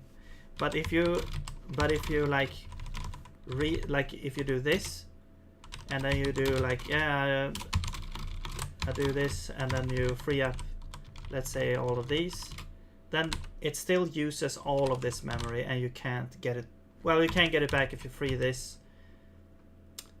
Actually, if you free this, it should get stuck here, I think. Yeah, fragmentation.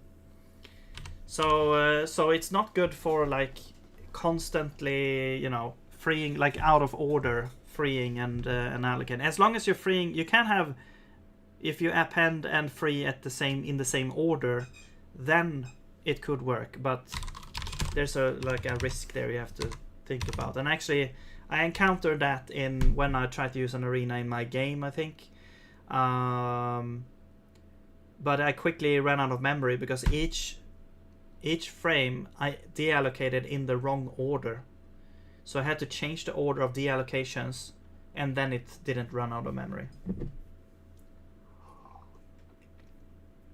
Because every frame it was allocating a temporary thing, basically, and then it deallocated it at the end of the frame, and it went on like that.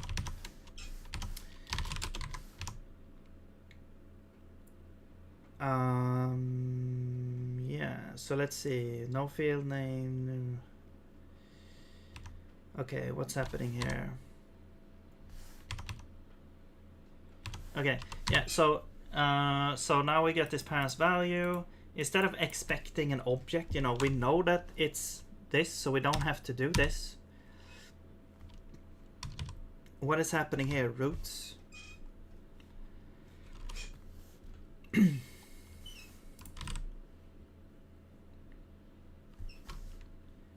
Actually, this is, I think this is a list of strings. Yeah, that should be a list of strings. So we have this roots thing. We're looking for either, so we're kind of supporting all three of these. If we have a root URI, so instead of doing this, we could do if params. Actually, let's change this name here to params. If we have root URI, we get the actual root URI here, and we're checking if the length is more than 0, I guess. Then we append that.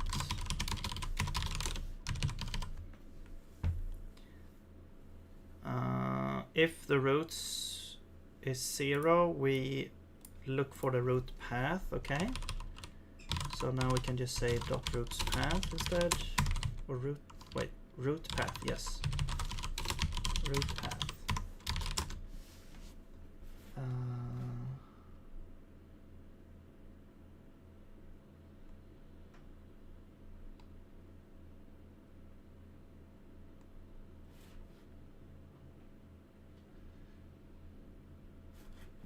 Yeah. Oh, interesting. It doesn't have ternary. Zig does have ternary, except it looks like a normal if. It's just an if that is an expression instead of a statement. It doesn't have lambdas. Go doesn't have lambdas. Anonymous functions closures. So basically, you can have like, I mean, it is a ternary. It basically is a ternary, but it's, you know, it's just a different syntax. So like you have x equals 5, b equals like if x is 5, then it's true, else false. So this is like, you know, it is basically a ternary, but it's just a different syntax.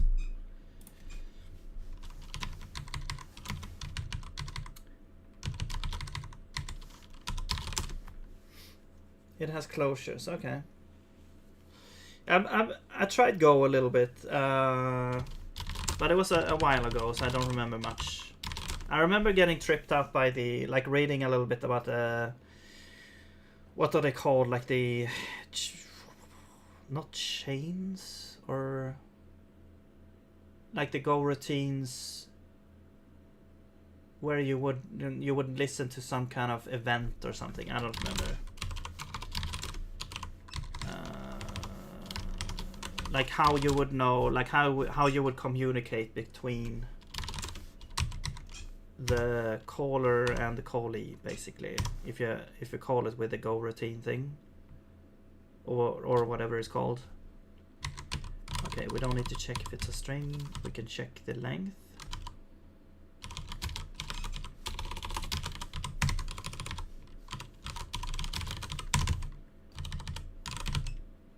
And we append the thing. There we go. Interesting. How did it do this? It checks absolute dupe. Okay, this is exactly what I did. So that's great, I guess, maybe. Okay, cool. And here we just go through the workspace folders. And we get a folders. And it is an array, so we don't need to check that. And we can just loop through them there. And we get the entry. And we don't need to expect anything. An object. What? Wait. Hang on. Is it an object?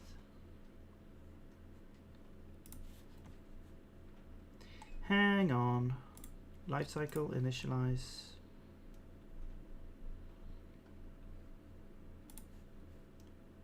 Oh, it's an object with a URI and name.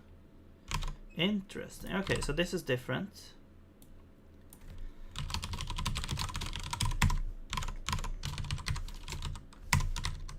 Oh, whatever, let's just put it here. So URI and name. A URI is I think it's a string, right? Yeah, it's a string. But technically, we could make URI a special type because it's you know, it could be broken up into, you know, a bunch of different parts. But whatever. I'm not gonna do that right now. But technically, you can do that. You can parse the string into a actual URI if you want. Okay, so this is actually an object now. Great. And then we have the URI. We don't need to expect anything. We just add it. Okay, so we don't actually care about the name, I guess. Cool. Great.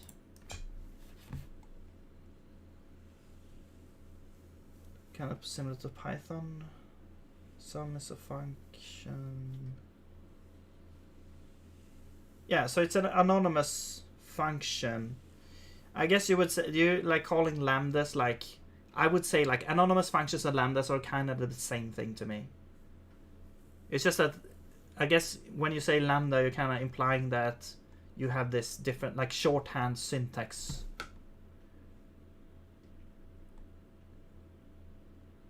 So you're calling it, you're defining it and then you're calling it the same. I see.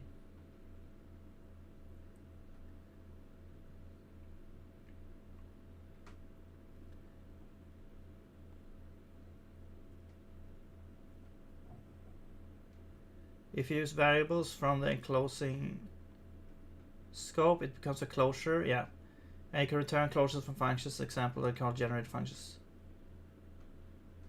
Oh, I see. Well, a generator in JavaScript, a generator is a little bit different. It's like you can return like multiple values in different. Like every time you call the function, it will generate a different value, or well, potentially a different value. And like an iterator almost. Yeah, it's like an iterator basically. Yeah, I'm gonna have. I think I'm gonna have, but I'm probably gonna have like closures in this language, and there's gonna be lambdas.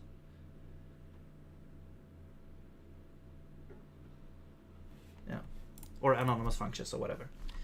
It's lambda. It's just another way to. It's just another syntax to me. It's the same thing basically. It's just an anonymous function. There's no real difference there. It's just a syntax difference. What is this though? No field name JSON RPC union. Oh, I see. This needs to be payload. There we go. Expected type, initial params. Oh, I need to try here. There we go. No member. Oh yeah, that's right. So we need to like copy all of this. And the payload is going to be method not supported. I guess instead of having this, we could just make it into a null, maybe.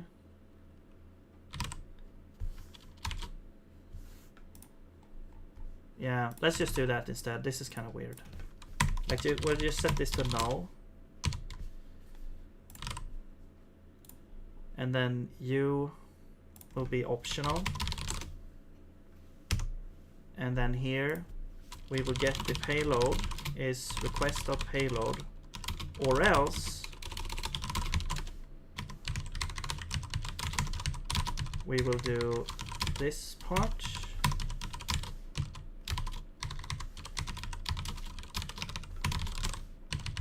And now we can remove this handler here.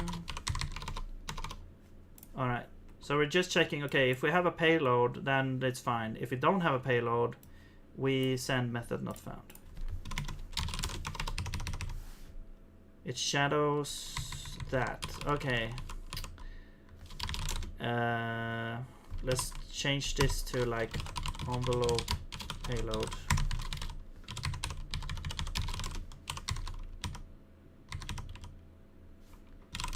And then we switch on payload instead. There we go. Okay. Now, was this done here? Handle initialize. Yeah, I think so. Alright. Now we have this one. And we change this to be did open params. And we don't need to check all this. Like all this, we can just destroy. Version.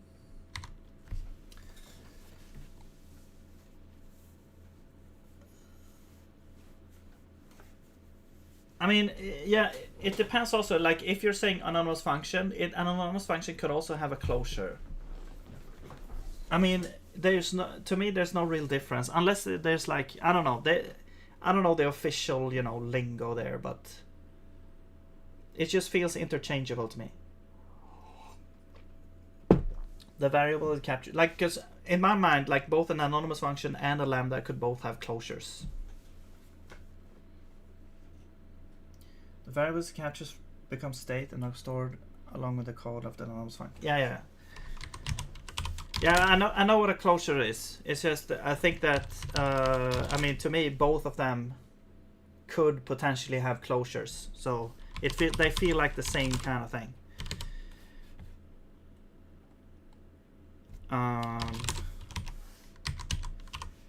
Okay, so version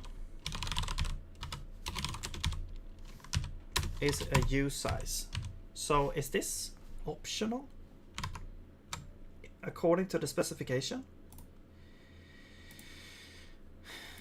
Did change.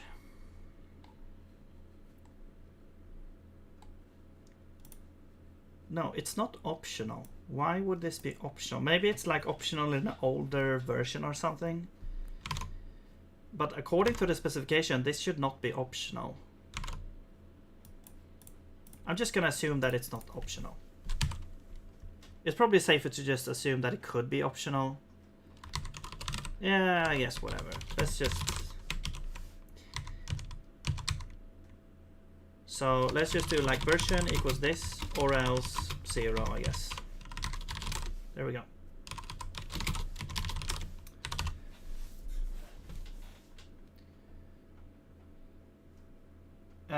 I wonder how it works in Haskell. I never messed with a pure functional language. I don't think it's useful for my field. Language like R and such. Haskell. Well, yeah, Haskell is. I mean, yes. Haskell is a little bit different because, like, every function is pure, unless it's in like some kind of monad, basically. Well, I mean, technically, all functions are pure. Except the IO monad, I think it's that's how it is. The IO monad is basically the only kind of area that's not a pure function. Now you can have things like the state monad, but technically those are also pure, except, you know, it depends on which perspective you're looking at, I guess. But yeah.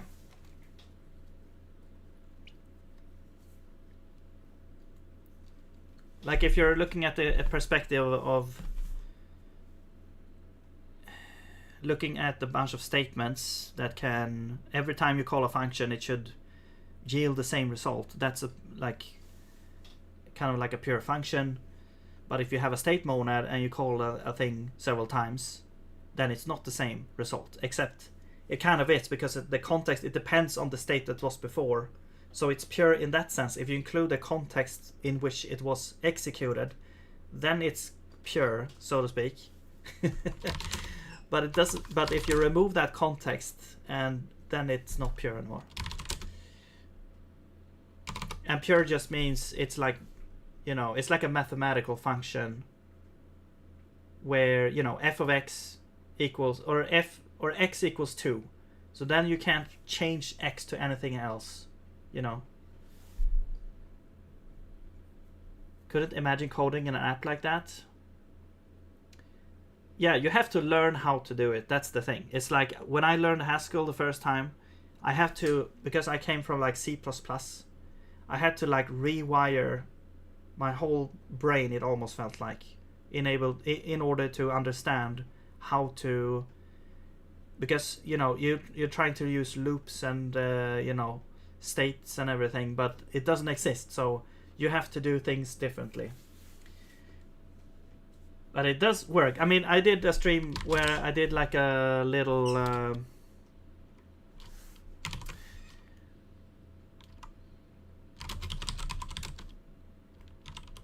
here.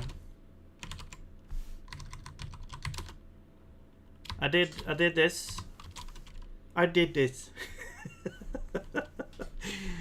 How the hell do you start it now? I don't remember.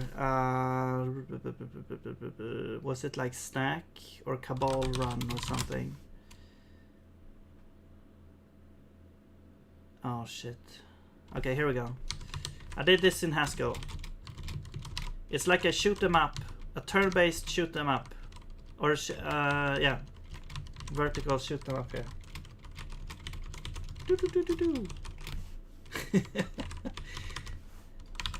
So that's made in Haskell.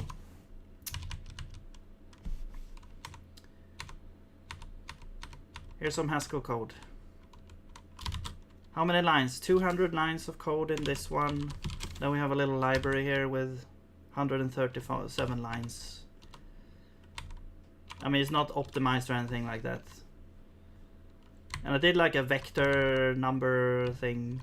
You should, if you're familiar with Rust, you would know about like I don't know what it's called in Rust, but Rust has like traits, and this is like a type class, which is kind of the same thing except it's a little bit different. But you implement like you know, an interface, and then you can use whatever, you know, these number things on a vector.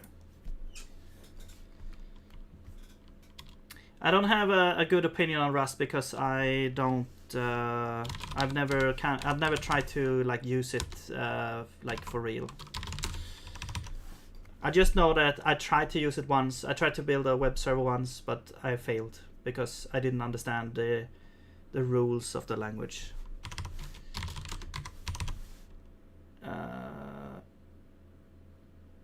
Okay, the URI is here, and release path is true. What? Wouldn't this just be defer? Why do we need to keep this in a boolean? Like, okay, if this is true, if we get here, we can't get an error. Why do we need this bool here? This seems very unnecessary. If we get here and this sets to false, we won't ever get in here anyway, because there's no error to be thrown over here. So yeah, I think this is like totally unnecessary. We just error defer free this path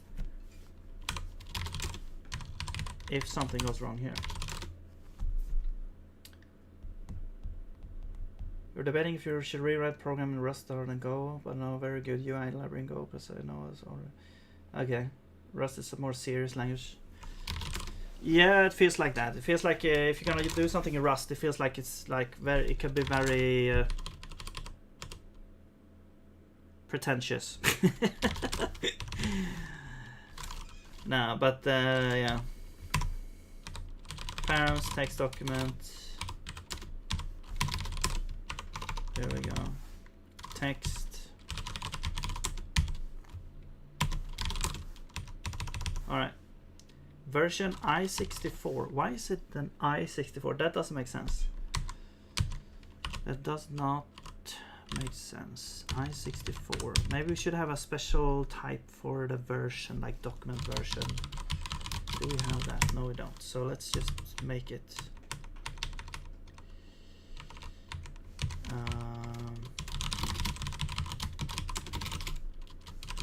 I'm just making a U size.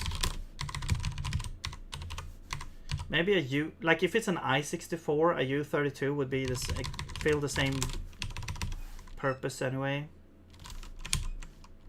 Document version. Why do you say it's undeclared? It's right here. Oh, let's move these. Let's move these. Yeah, let's move these into another place. Let's do like request or types or something, or JSON maybe. Whatever. And I guess we need to do like const, let's do like pub const. There we go. Request ID.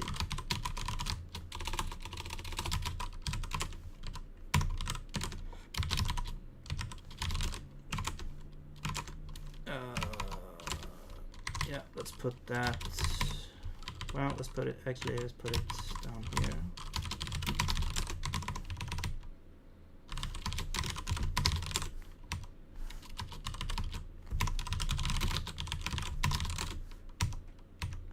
Write JSON string.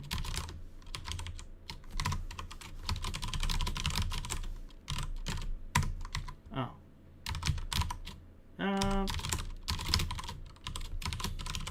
Let's have like a JSON utils library.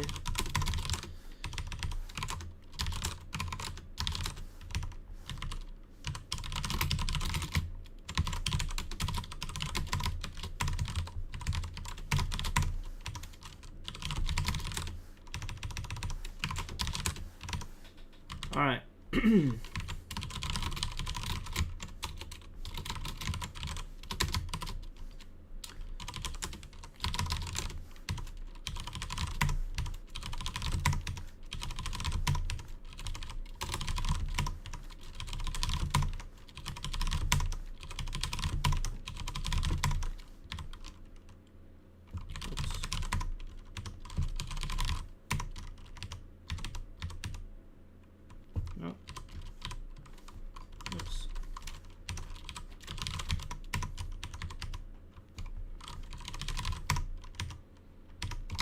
All right, JSON, no.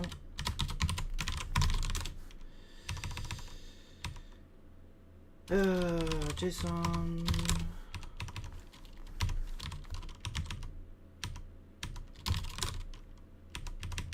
There we go. Request, wait, present, not marked public, okay. Fine.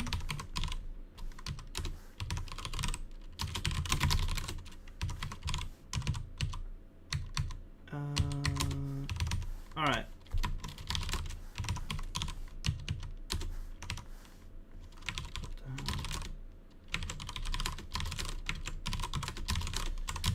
Okay. Let's go back to where we were. Let's see. We should also move this, to be honest, to like documents.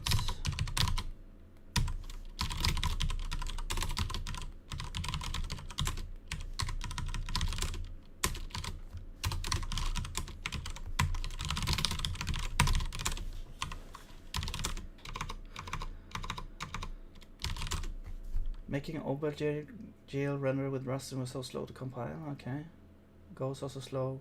But isn't Rust is using LLVM, right? Or did they move away from that?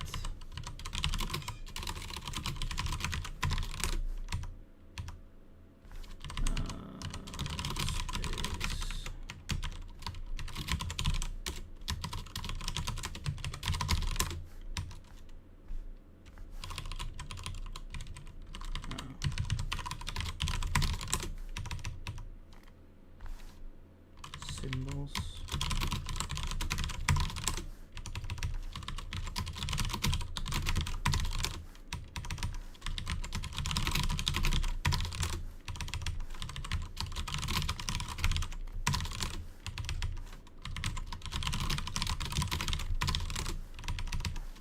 Alright, there we go.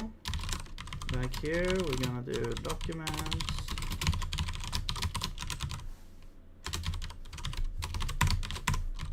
Import.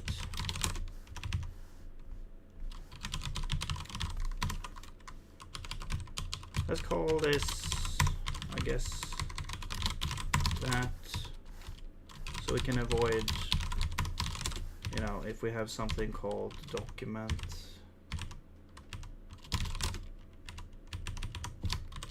All right, there we go. Types. Yeah, just to reduce this file a little bit. All these expects are gonna be removed. Okay, now where is the handle stuff? Back to this. So, oops, that's done. This one, wait, did we do this over here? I think so. Why are we not getting like errors in here? Probably because we get an error somewhere else. Oh, I see.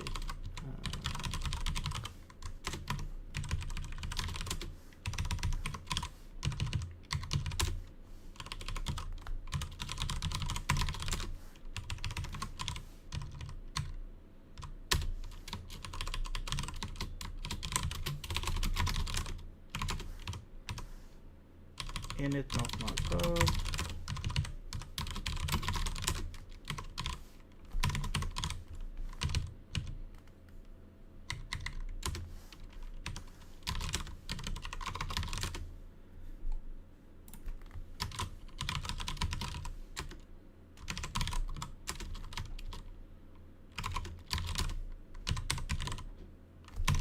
Right. Okay. So this is now the version, document version. Now why are you complaining? Oh, because of the document. Okay. You should have a document version.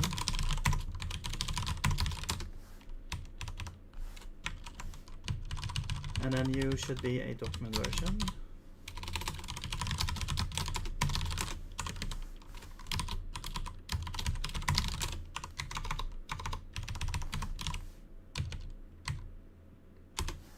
All right, there we go. Now we're back here.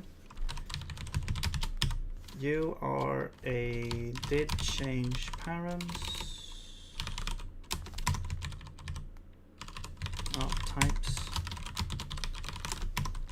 No, did change text document params.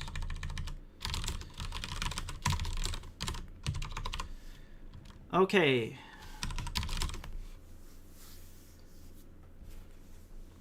Rust still uses LVM, alright.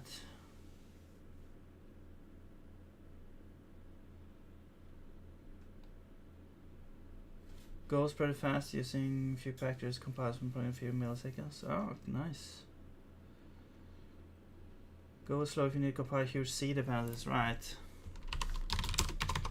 Interesting, so Go is not using LVM. I think Go is pretty old, right? I remember like a very long time ago when I first heard about Go.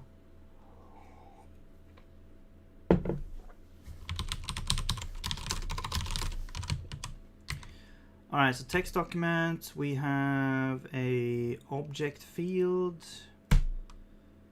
I mean,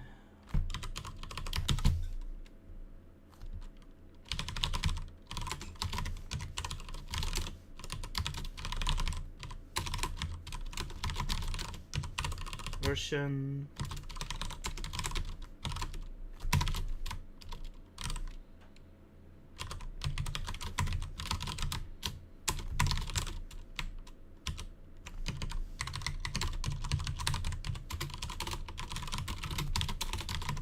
We could bake it into the thing as well, maybe.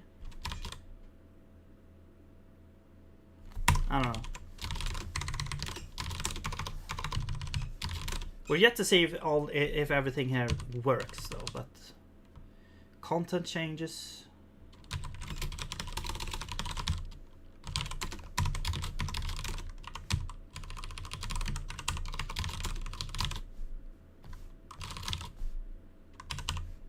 If we don't have changes, we return.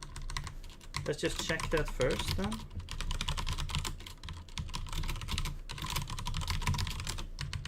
I mean, I guess it doesn't matter that much. It's probably gonna get optimized that way anyway, but... Okay, text updates.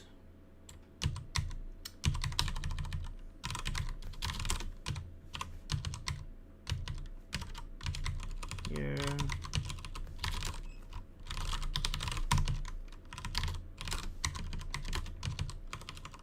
So here now instead we do like switch on change, and it can either be a range or a text.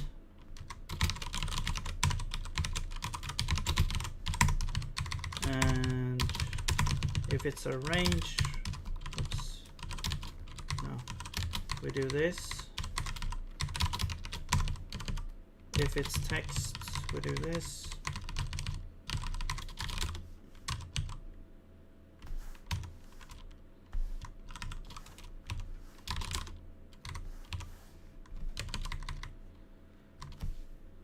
And here we don't need to like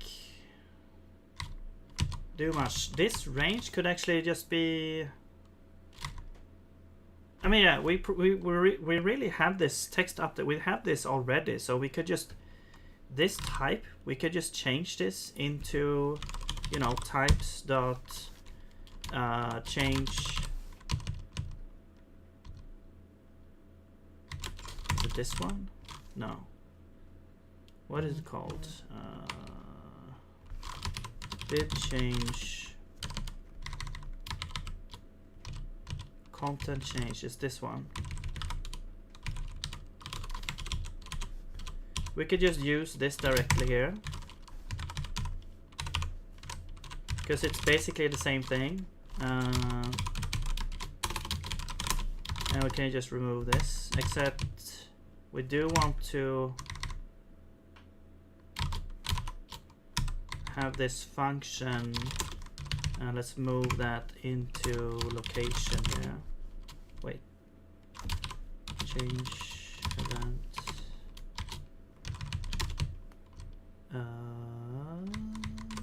That's the range position. Oh, it's called position and not location. Okay, fine. So this would be position. There we go. And now we can just remove that.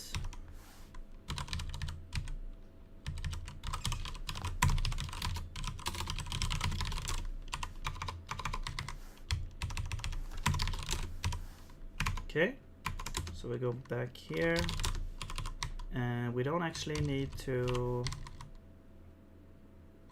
we don't need this anymore. We can just remove that, because here we can just say, you know, we can move you. We don't need this. We can just say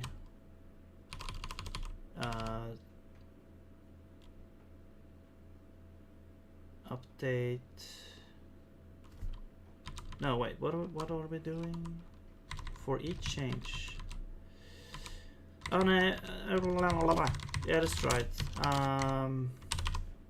No, yeah, so we're gathering all the changes, but this would be like a change event instead. And here we can just push the event. We don't even need to check what type it is. We just push it. Wait, but then we have the list already. Wait, we just yeah, we just put it here. Changes. There we go, and we're done.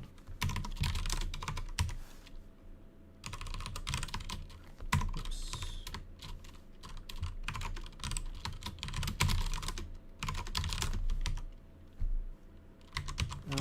Version, right, we need to update you, types, document version.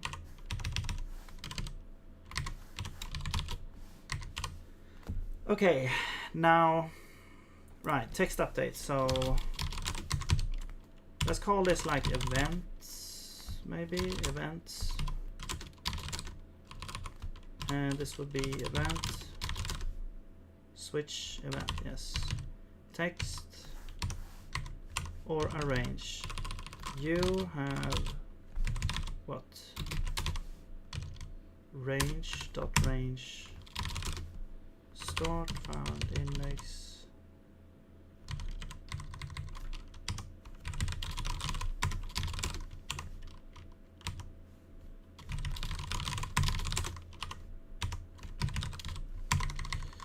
Well, okay. let's call this like range parents or something, and then the actual range is range parents.range. All right, and then you would be parents range length. Oh, but this is optional. Okay, so let's do like range length is equal to, I guess we can look at this, but if it doesn't, if it's not there, it would just be like the range length, but we don't really have that though. Position, line count. Yeah. Let's just, because we are getting the range length, I will just abort this as an error. Where is this? Like if range length doesn't exist, we will return some kind of error.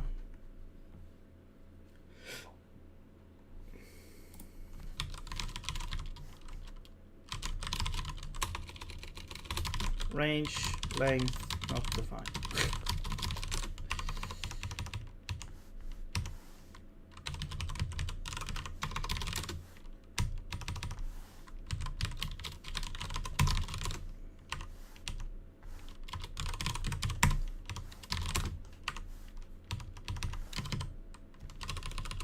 Set text, you are types document version. There we go. All right. And I think that one is done. So now we do did close.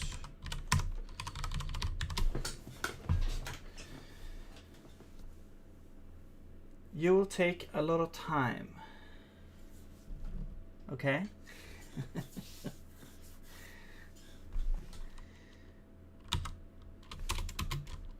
That's ominous. And it sounds philosophical. I take your time.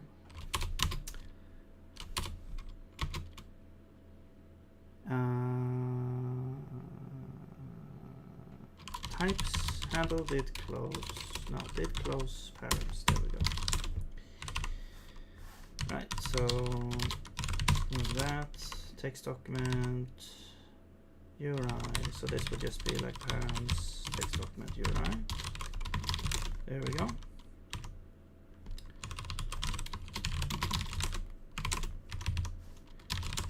All right.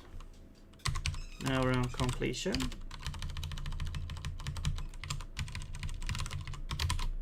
Much better interface if you ask me, like.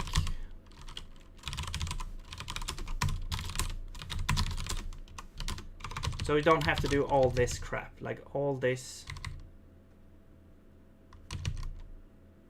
is just unnecessary now. And you don't have to work with the values. Let's see, doc get URI. Okay, so this would be like params text document URI.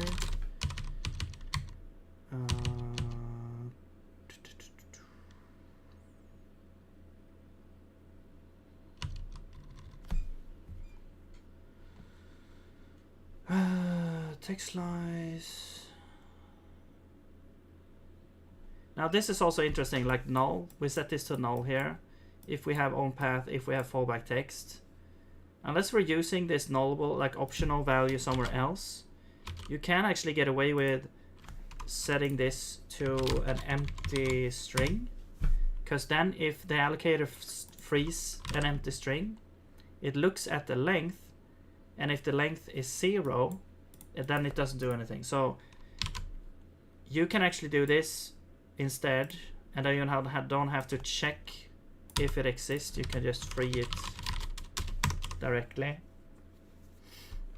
But yeah, I guess this is technically maybe a little bit safer. I don't know.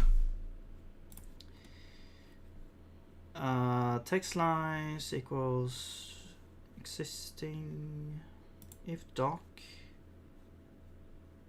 All right, if we have an existing document, we break with the text. Otherwise, we look at the URI, which should be parent text document URI, fallback text, read home file. All right.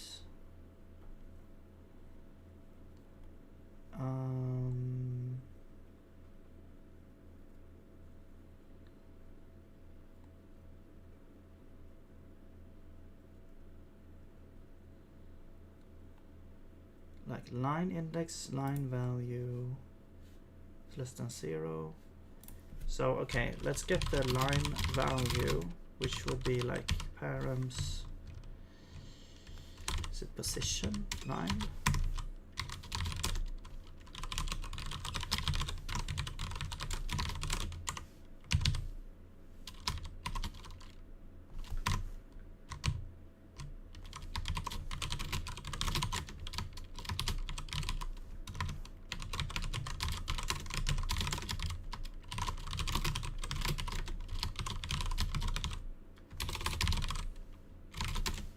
Position line, yeah. All right, so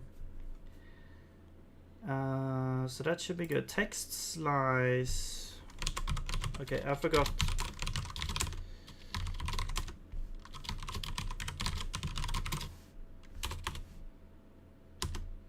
Oh, that's that. Okay. Line index. We have those doc symbols, the doc workspace matches prefix. Okay, we got that. Symbols, send ID matches. Okay, so that should all be good.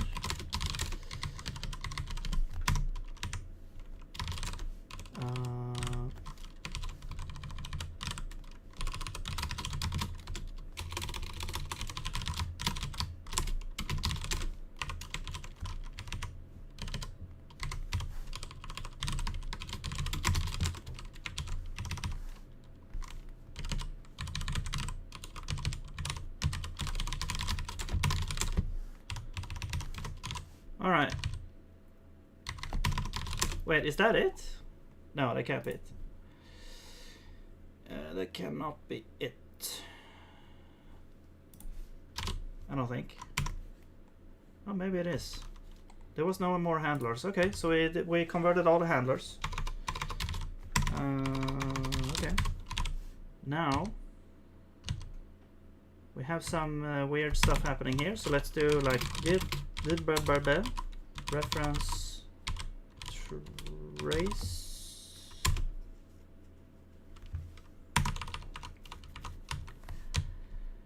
Okay, JSON parse is complaining here.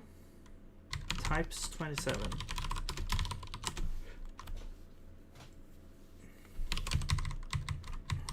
It's complaining about what?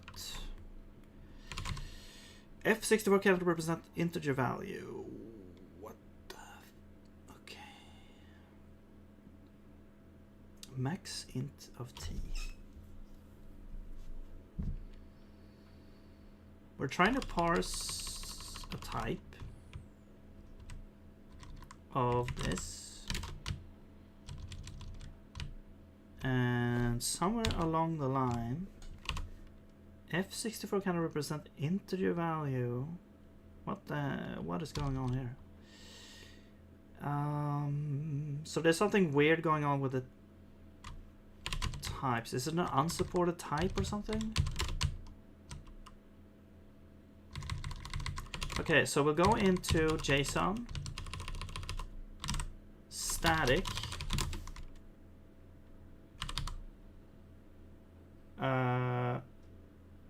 line 570. Oh, it's here. And we're trying to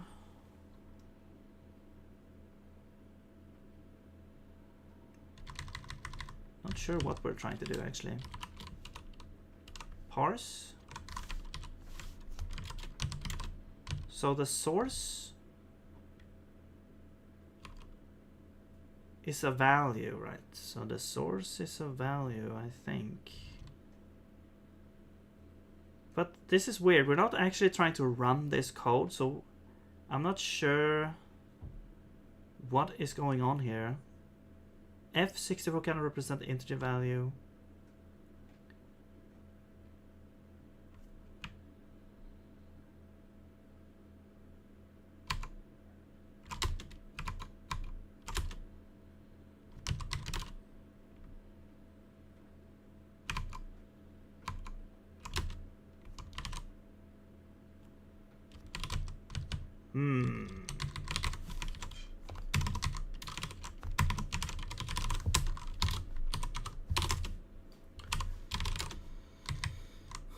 Okay, what if we narrow it down a little bit? So what if we do...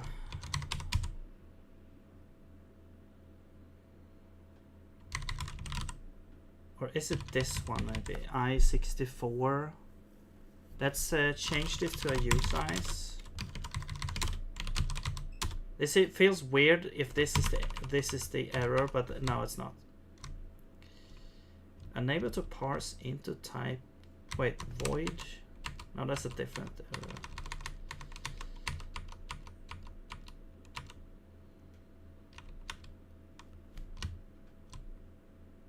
Request.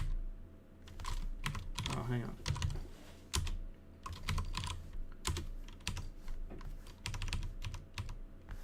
No, this one. Yeah, this number. Oh, I see. This is a number. Okay. I64. So this one. Request ID. But the ID is kind of weird. Why would this be like negative?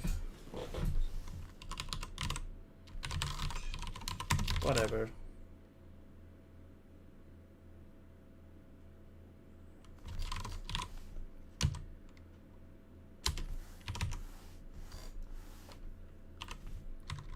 We're trying to convert a float into an int.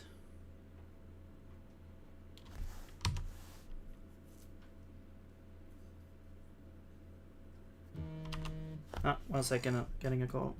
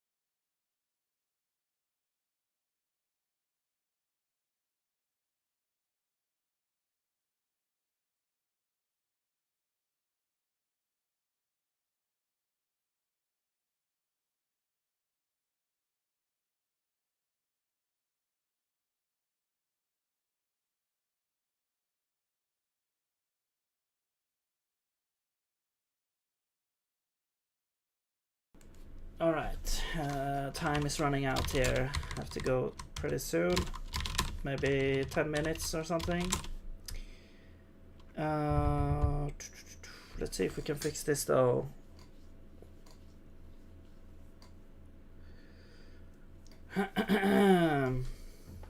This feels kind of strange to me because it's like this should be like this is like a comp time error, right?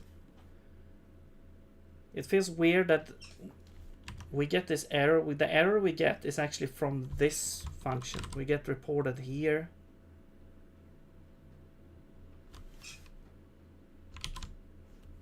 T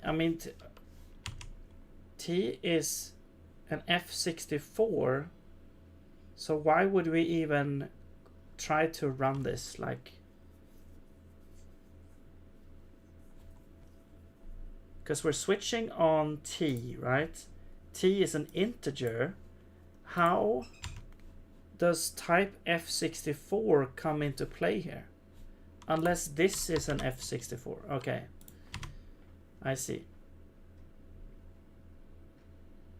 So it's like there's an error because, is it just because we have an I64? Is that the issue here? So you can't actually have an integer that is larger than F64. So I64 doesn't work. Is that the issue here? So we can't actually have this unless we don't use, unless we parse it directly from the string. Okay, well, let's just change. I'm just gonna change it to a usize because I don't think that request ID would ever be negative. And so when we get it here, we will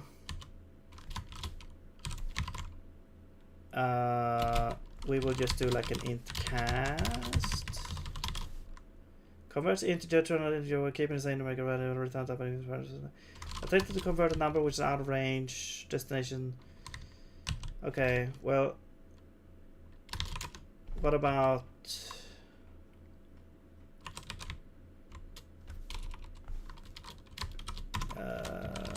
truncating?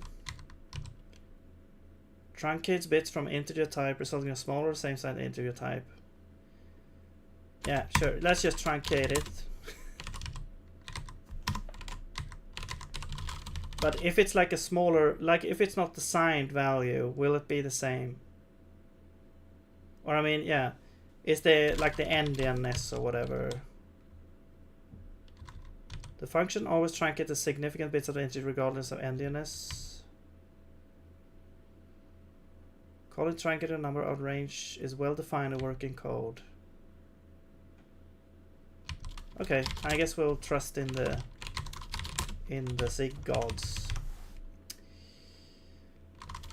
Expected unsigned.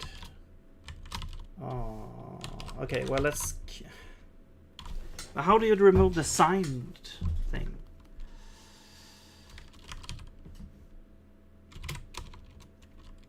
I guess we do abs first. Because I don't expect it to be negative.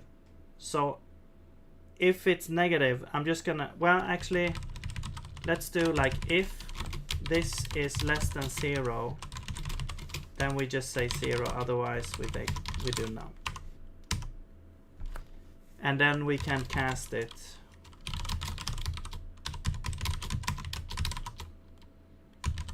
to, we have to do like as usize, or I guess a U32.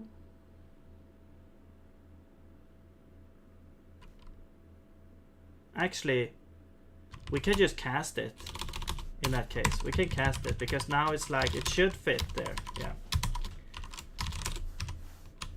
But wait, was there an error if we're converting a number which is out of range? But that's like a runtime check, so it's never gonna be out of range, I don't think. Yeah, no abs. We'll just do this. If it's negative, you set the value to 0. Yeah, that's fine. I don't expect it to be negative, that's the thing.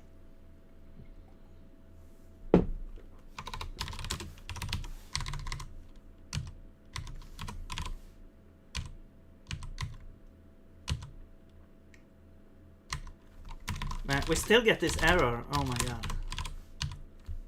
Do we have like I64 somewhere else?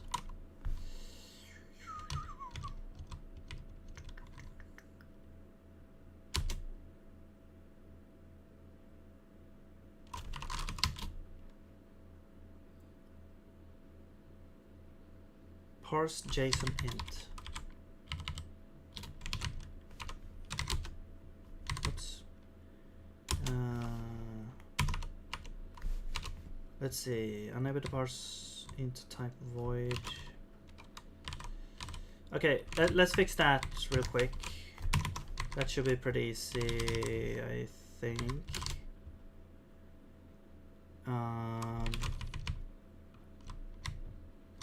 Types 27. Yeah, into void. So basically, if the type is... So basically here, like if field type is void, then we just do this.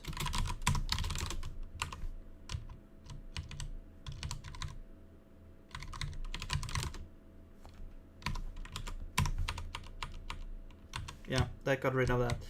Okay, now we still have this issue here. So it's somewhere, maybe there's like an I64 parse JSON int. Like where is this?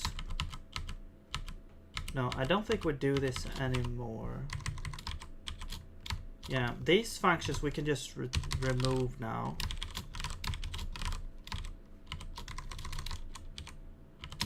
Spec location fields. This doesn't exist anymore. You don't exist. You don't exist. You don't exist.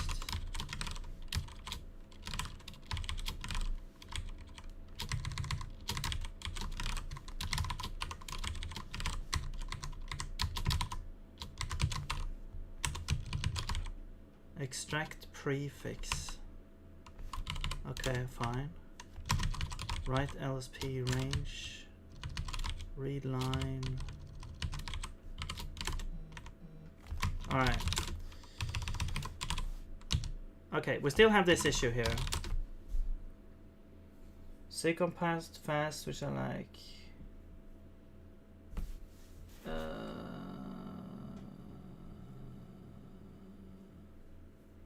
Yeah, an error. I mean, yeah, I don't know. It's just that I don't think I expect a negative in that thing, so I don't think it's ever gonna be an issue. It's gotta be the borrow checker. The borrow checker.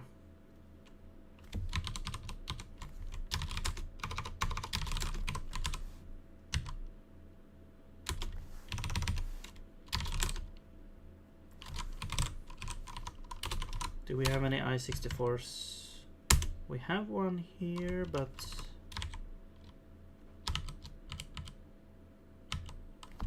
that doesn't matter. U64.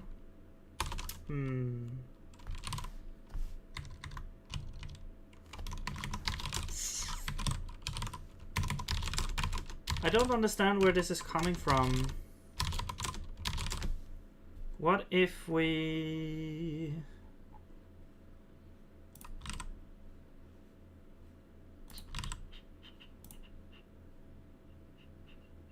I mean, it could be the U size, because this is like 64-bit, probably.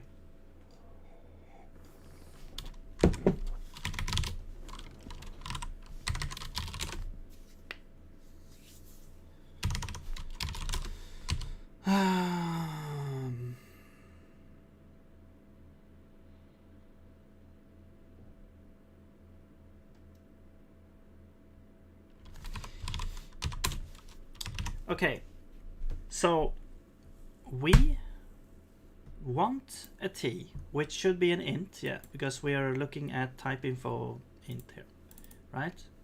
And then the source is a float. So what is the issue here? Like, it's trying to check that f is larger, and in doing so, it's like, yeah, f64 cannot represent, but we're just trying to check if it's larger, which it shouldn't be, because this is like a 64-bit integer presumably, and then this is, you know, it can't be more than that. Like, this just feels like a weird compiler limitation now to me, unless I'm misunderstanding something here.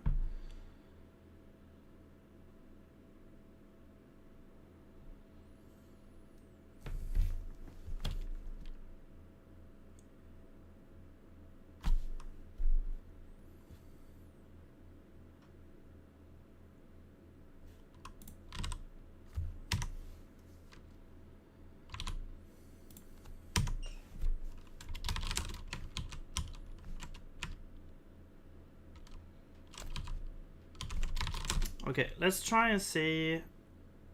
I think it has to do something with the values. Like we're trying to parse a value. No, well, not the value, but we're trying to parse something from a value into this type or something else. Let's just double check here. Here we're parsing a value and we do from JSON. And that should be fine. Here we get a value and then we do parse from value. Maybe we need to actually implement JSON from value on these things instead of JSON parse then. This does not need that, but the other ones probably do. So actually we need like JSON parse from value as well. I'm pretty sure. And then you are a value, I think.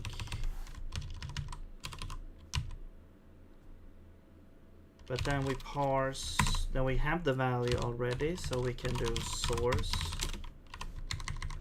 This should be a JSON value, right?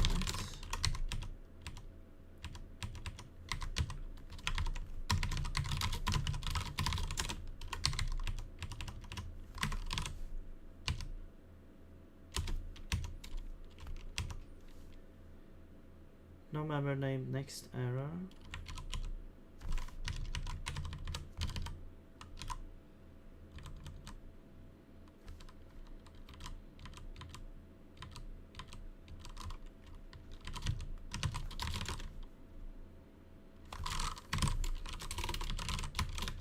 JSON parse from value. Oh, that's the only one. Okay, let's search inner parse from value, or parse from value. Inner parse from value. Where is our thing? So if we have this JSON parse from value, source is what? It's a value. Okay. So what is the return type here? It's just parse from value error. Okay.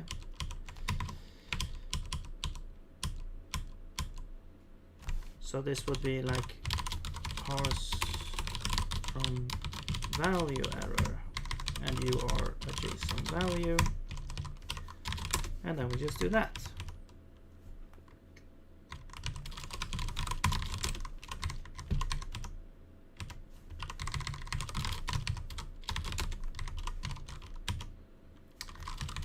Now, right, we need to do the conversion here. So where did we do this? Where did we have it? I think request ID. Yeah. So like this. Integer. Same thing here. We don't expect a negative, even though this is kind of more generic. Whatever.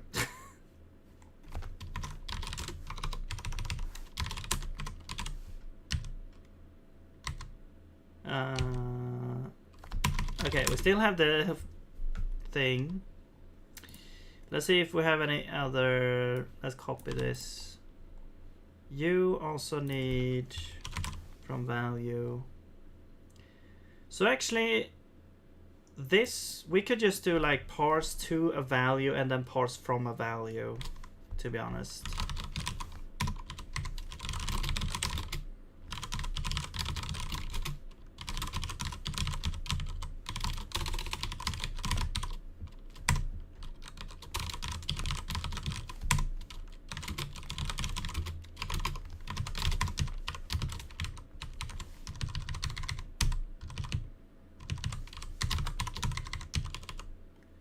And you are text token change event. Okay, and then you will be parse.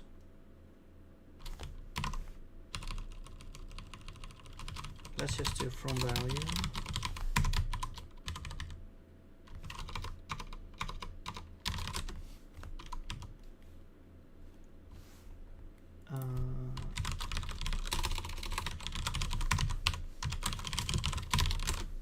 All right.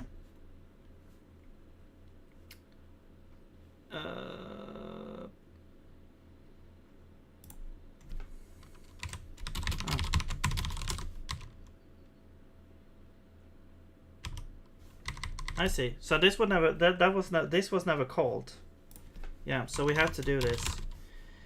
Right. The problem was that the JSON parse functions wasn't ever called because we were using like the value version instead. So you have to implement the value version here. And here we just try, you know, JSON inner parse from value now, which is gonna be this, and then allocator source. No, this is value, and then objects. So reusing this one. I mean, we could just call this function directly, I guess. Yeah, it is. Yeah.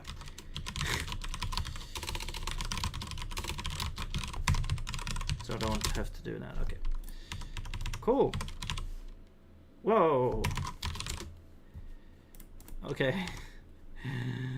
1 second here. Okay, I think that was all of the things. Oh shit. Yeah. 1 second.